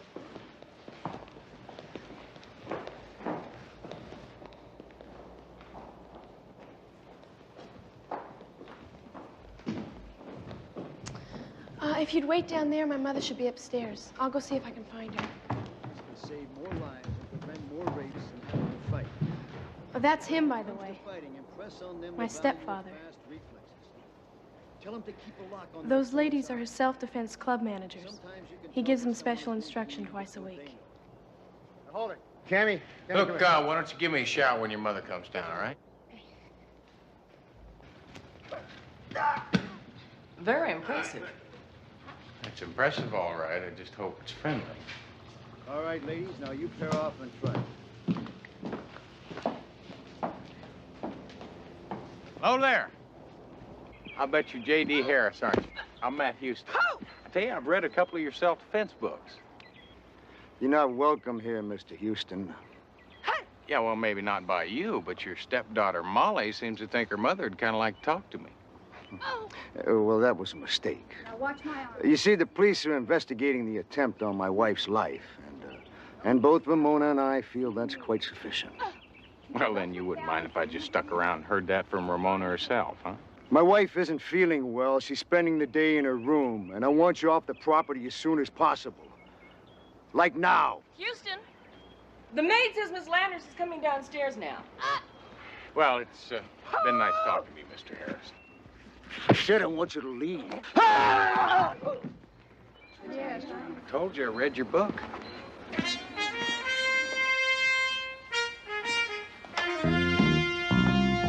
Houston, it's so lovely to see you again.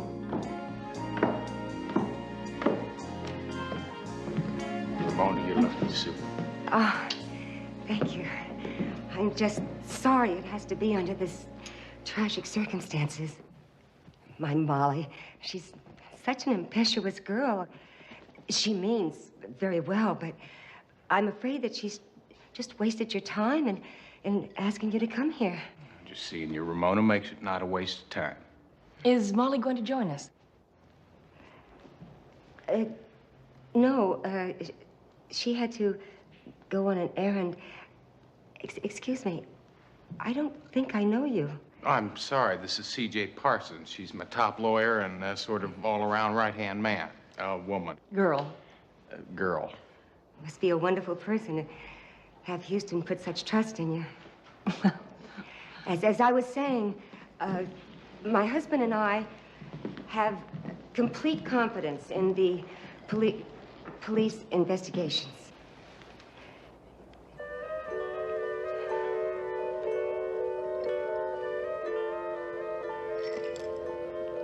Mind if I had a sip of that?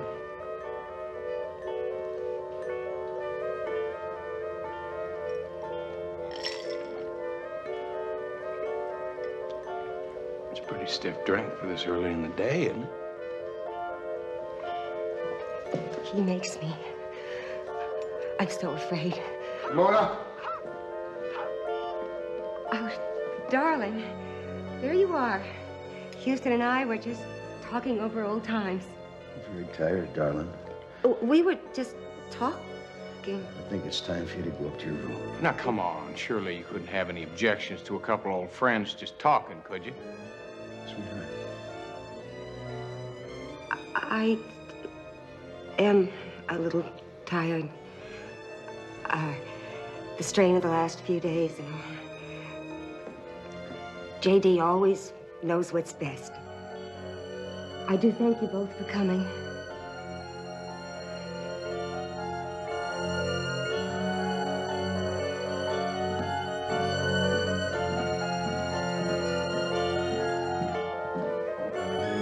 Well, I'd like to say it's been a real pleasure, Mr. Harris, but the only problem is, I've never been much good at lying.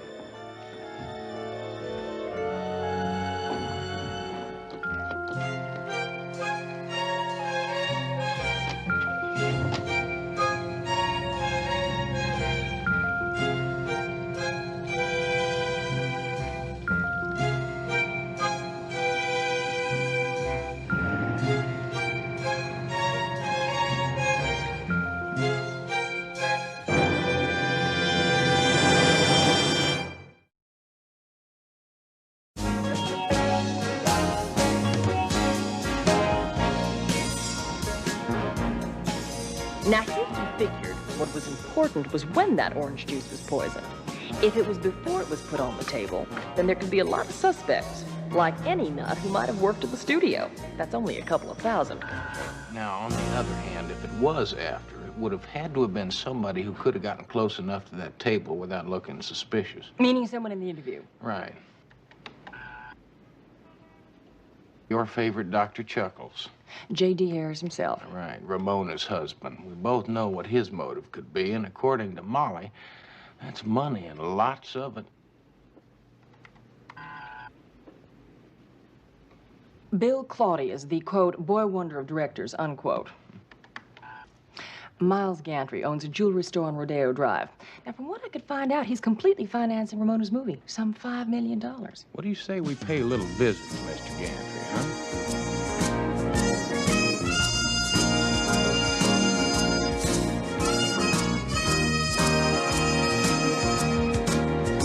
Rodeo Drive is right in the heart of Beverly Hills. It's said that some of the most expensive shops in the world are found here. And when you're talking about a jewelry store like the one Miles Gantry runs, well, you're not talking about a store that you can just walk into and browse around. You have to make an appointment. Beautiful Megan wearing diamonds that once had a war fought over them. Our theme for this month's specials is historic jewels in new and exciting settings. The whole ensemble was once $2.1 million. Now marked down to the incredible $1.3 million. Good afternoon. I'm Miles Gantry. May I be of some service? Matt Houston, this is C.J. Parsons. Oh, yes, you called about that dreadful incident yesterday. I don't know what I can tell you. It's terrible what happened to Todd Gallagher.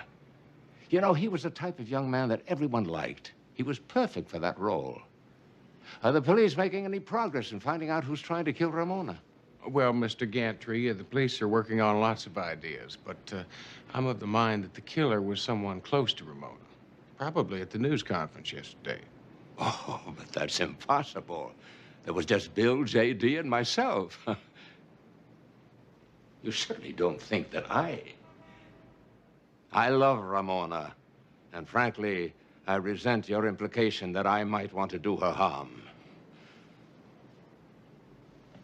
Adorable Audrey, wearing star sapphires from India that were once paid for ransom by the Maharaja of Kanchipur.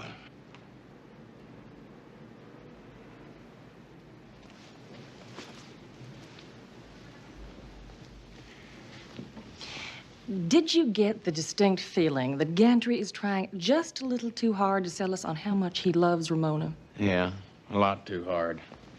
Just wish I could figure out a way to find out exactly what that man's really thinking. CJ. Hello. Hello. Tell me, how are the green ducks? Never better. Green duck? Just an inside joke. I met Rick at a party a couple of weeks ago. What party? The one you weren't invited to, Houston. The one where I met Rick. Well, what's he doing here? He works here, Houston. He's the assistant manager. Now, listen, if you really want to find out what Miles Gantry is thinking, why don't I find out what Rick is doing for dinner tonight? Yeah. Why don't you tell me about the green ducks? Houston, haven't you ever seen a green duck? No. Then I guess you'll never understand.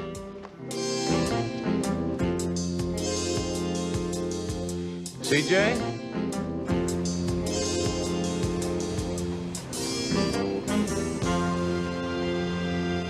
Listen, would you mind a whole hell of a lot if we just got back to the original question?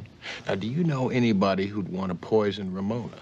Like I told the police lieutenant, I haven't the faintest. I'm sorry. I really have to run. Wait, police lieutenant? Yeah, Italian fellow.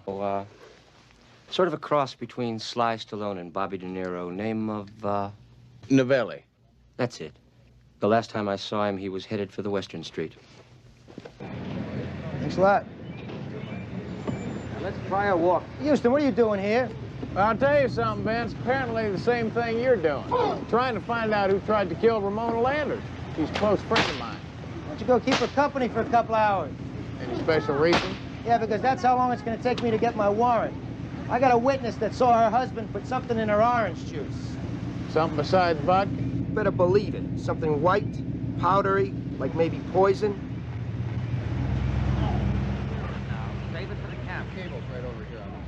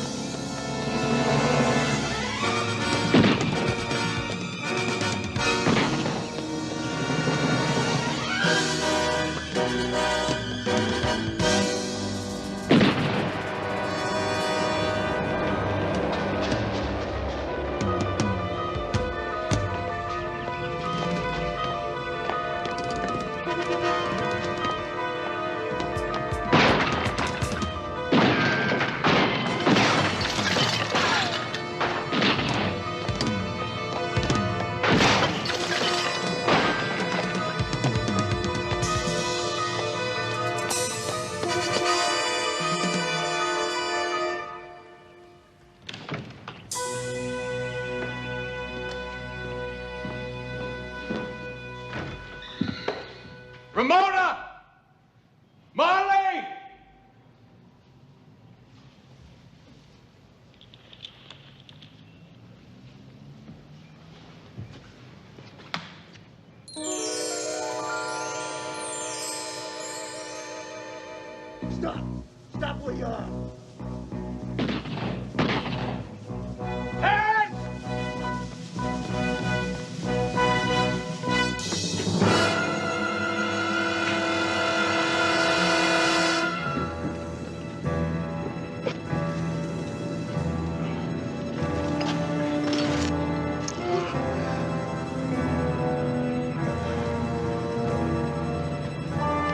Get an ambulance.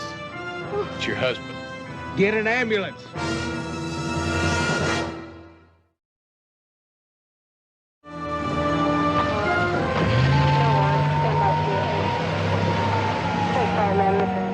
How's he doing, Vince? Still alive, but not by much. Was he able to talk, say who shot him? No, they don't even know if he's ever going to regain consciousness. It doesn't make any sense, Houston. It's all upside down. Just when we thought we had our killer, the killer almost kills him. I know. How's Miss Landers taking it? Well, she's scared, Vince. At least she says she is. What is that supposed to mean? Well, I'm not sure where Molly or Ramona were while the shooting was going on. I went in the house and I called out for both of them. Well, they said they were hiding and were afraid to answer you. I know that's what they said, but they also said Harris told them to stay in the house. The trouble is that neither Ramona or Molly know where the other one was during the shooting. I'm just not sure which one of them to believe anymore. What do you mean? You see, I had a conversation with Ramona this morning. She said Molly was on an errand. Wrong. I just talked to Molly, and she said Harris had her locked in a room and her mother knew about it all along. Did you ask her mother about it? Well, of course I did, and she denied the whole thing. See, she says Molly's been having problems, dreams, nightmares, and that kind of thing. She's been imagining things. Listen, I'm gonna have to run and meet CJ. I'll talk to you later. You ever heard of a green duck? No.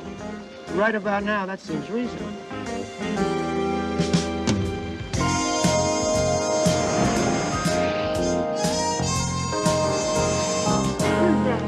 Taste buds of a lizard in heat. Not lime juice, nor tequila. Lamar, you haven't been right since you bet on Jerry Cooney. I don't believe what I'm seeing. What do you two think you're doing? We're making the world's largest margarita. Margarita? In there? Oh, no. This is Houston's private jacuzzi. If he ever finds out what you're doing, he'll kill you. Oh, no. He'll kill all of us. Houston, you have to understand, I knew nothing about this. I just arrived and I am as shocked. Shocked to say as you are. What are you fellas doing here? Well, we delivered the chili to the plane going to San Antonio. We just always stop by for a little nip. Needs more tequila. You're all crazy. You know that. You're crazy. No, he isn't, Murray. He does need more tequila. Come with me. CJ, what is it? I'm going to Mama Novelli's. With the green ducks? You want to find out about Miles Gantry? You get green ducks. But CJ...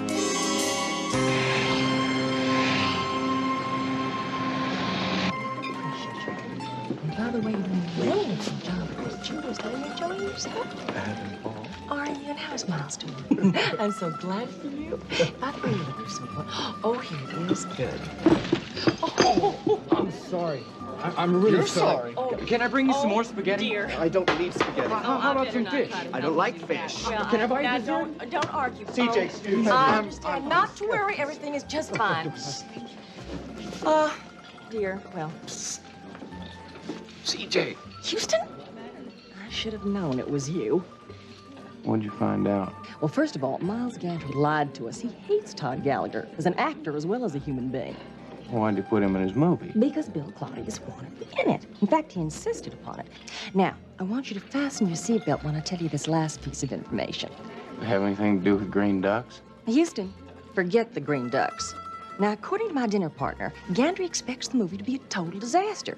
Thinks Ramona is over the hill and thinks you might as well just strike a match and burn up the whole $5 million. Why would a man sink $5 million into a movie when he knows it's going to be a bomb? Listen, I gotta make a phone call.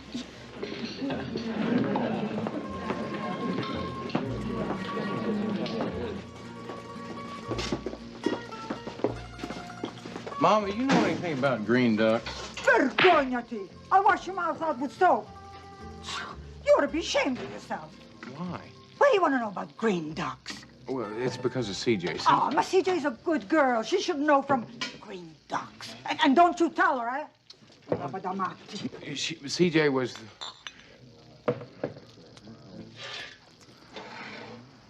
told me about the green ducks.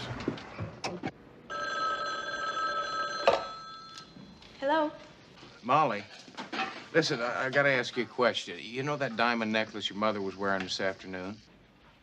Was that real or was it a copy made for security purposes? Oh, definitely real. Mom doesn't like fake jewelry. She says only the real ones have any life. That's what I thought. I'll talk to you later.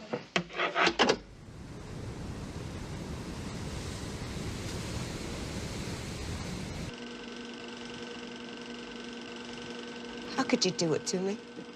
Do what? There's no need for a charade. I know all about the jewels. I know you've taken them from me. We are alone in the house. I arranged it that way to make it easier for you. I don't know what you're talking about. Oh, come on, Miles. Who else could have done it? You have my jewels every year for cleaning, and you certainly have the expertise to make replicas. It's okay, it's just us, you can tell me. What are you saying? As an old friend, I wanted to make it easier for you to do what you've been trying to do for the past few days. Kill me. Oh, Ramona, Can't you please. see it doesn't matter? I have nothing to live for. A husband who doesn't love me anymore, my youth gone, my wealth gone. I'm sure you had good reason for stealing from me. Oh, Ramona, for God's sake, stop it. I never tried to kill you. Yes, I took your jewelry, but murder. Well, I don't guess we can make the murder rap stick, but we can settle for grand theft. Where I come from, $20 million worth of jewelry is very grand. Yes, I took Ramona's jewels and replaced them with imitations over the past few years. But I also have receipts to show that I paid for every one of them. That's a lie. I'd never sell my jewels. No, you wouldn't. But your husband would. Oh, Ramona, he had to. He started selling me the gems just to keep this house going. Then in the last few years, when you started drinking heavier and heavier, he was afraid you'd have another nervous breakdown. He thought a movie offer would bring you out of your depression. But there were no movie offers. So he created one. Sold off the last of your jewels. Gave the money back to me so I could finance your comeback. I don't believe you. I'm not going to stay here and listen to this. Oh, yes, you will listen. You know, there's an ugly rumor around town, Ramona, that you may have put the poison in your own drink rather than risk a comeback. What? That's crazy. Is it, Ramona? Is it really?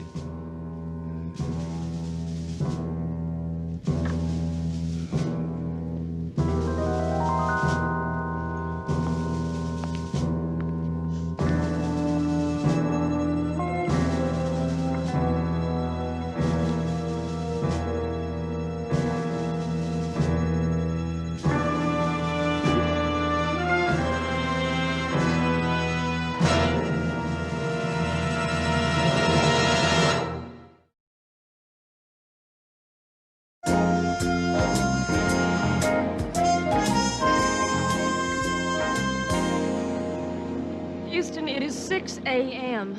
You have been soaking all night, and we're not getting any closer. I know it, CJ.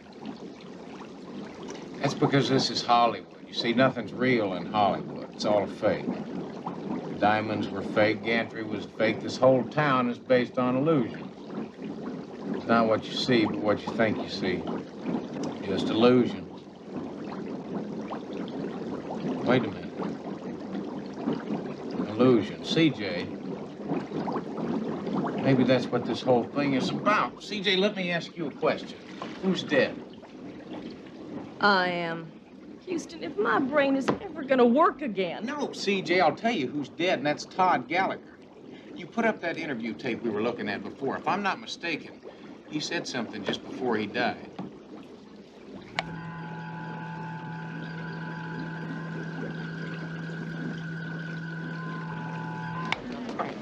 Oh. Stay there. Incestuous murderous damn dame. Must be talking about Ramona. No, he didn't say dame as in woman. He said dame as in Denmark. Oh, that sure clears it up. CJ just might have it that. If Todd Gallagher was the intended victim, CJ, I want you to get all the history you can on Todd Gallagher. He may have just told us who his killer was.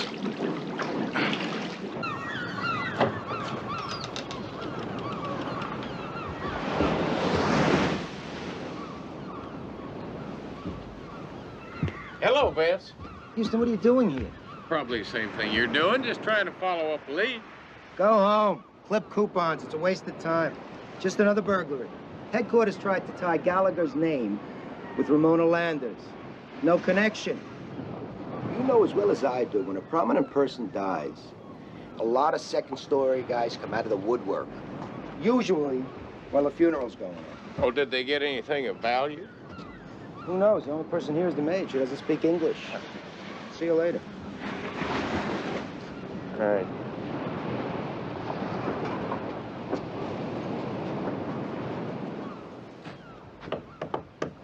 Buenos dias. Me llamo Matt Houston. ¿Se habla usted inglés? ¿Se habla usted anything?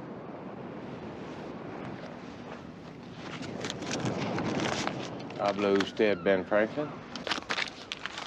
What do you want to know, cowboy? That's what I thought. Tell you, I need some information.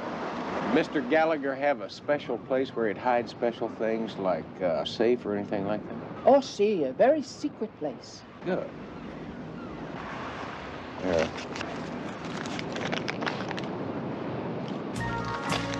Sígame.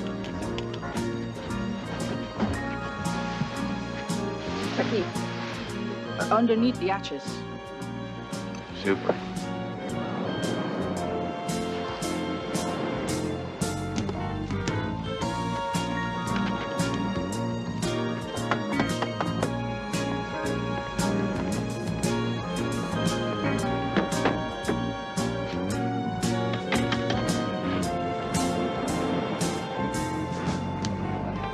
Are you hungry? Would you like some hot coffee and toast?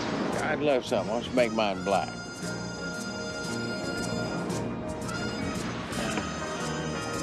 Know something? You're turning out to be a very expensive date, senor. Señorita. No comprende.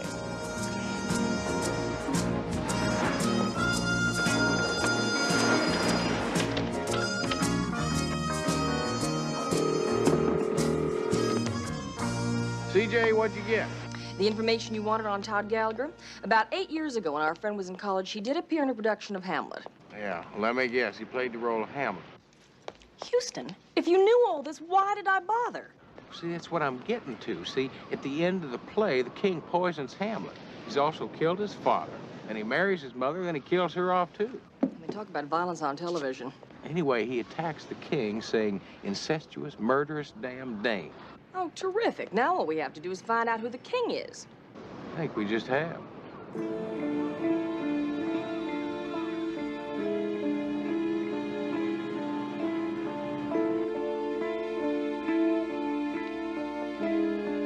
Why don't you come on out of there? Houston, nice to see you again. What can I do for you today? Well, I found what you missed at Gallagher's place. Your press clippings from Leland College. I'm not sure I know what you're talking about. Well, I think you do. See, it was an 8-year-old newspaper story about a drama student who killed his brother and then disappeared.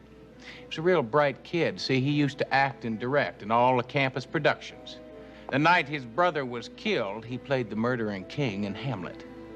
Well, it would appear my career in Hollywood is over. Actually, I was getting rather bored with it anyway. Why don't you tell me what kind of a man can kill his brother and then assume the name of Claudius, the murdering king in Hamlet? A clever one, yes? And you made your way out here, made a real success for yourself. Then Todd Gallagher showed up. He recognized you from college. He blackmailed you into using him in all your movies. It really wouldn't have been so bad had he been a better actor. Then you found a way to get rid of him, didn't you? You knew how upset he was about playing opposite Ramona. You told him the only way to get rid of her was to humiliate her publicly. You put the poison in Ramona's glass, but only when you were sure Todd Gallagher was gonna drink from it.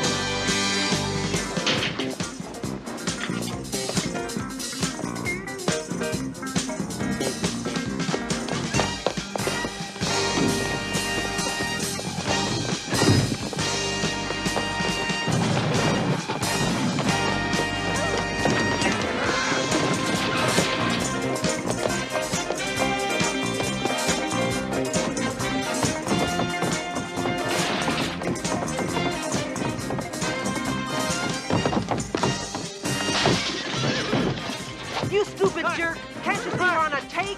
Cut! Hey, go back! Go back!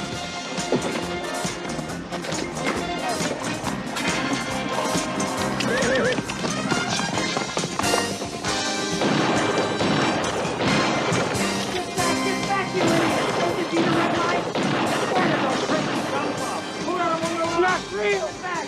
None of it's real! Oh!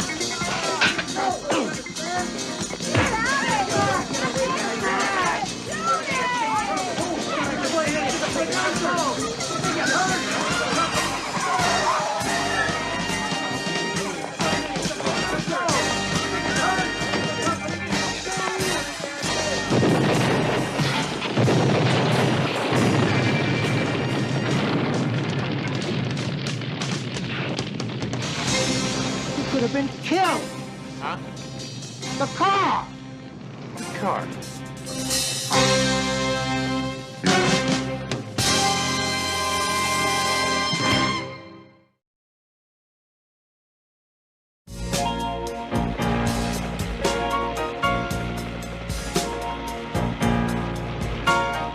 About a week after Houston almost exploded himself in the movie history, J.D. Harris was released from the hospital. And he explained that the white powdery substance he was lacing Ramona's drinks with were in fact multivitamins to keep her strength up. And Ramona, finding out how much her husband really loved her, well, she seemed to be getting better herself.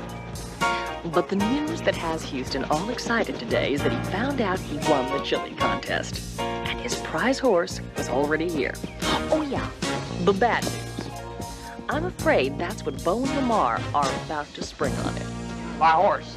He's here. He's in there, isn't he? Well, yeah, but... But what?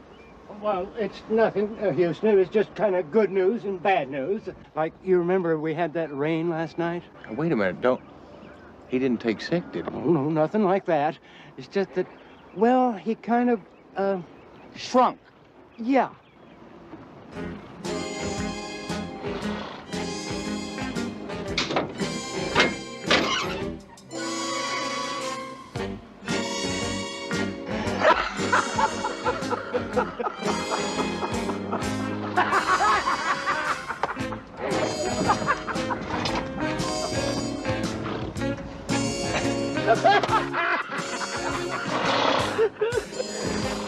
You. Yeah. Is he housebroke?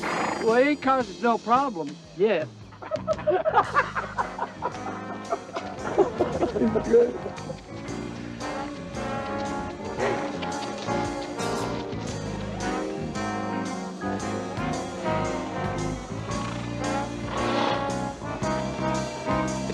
Oh, look at you.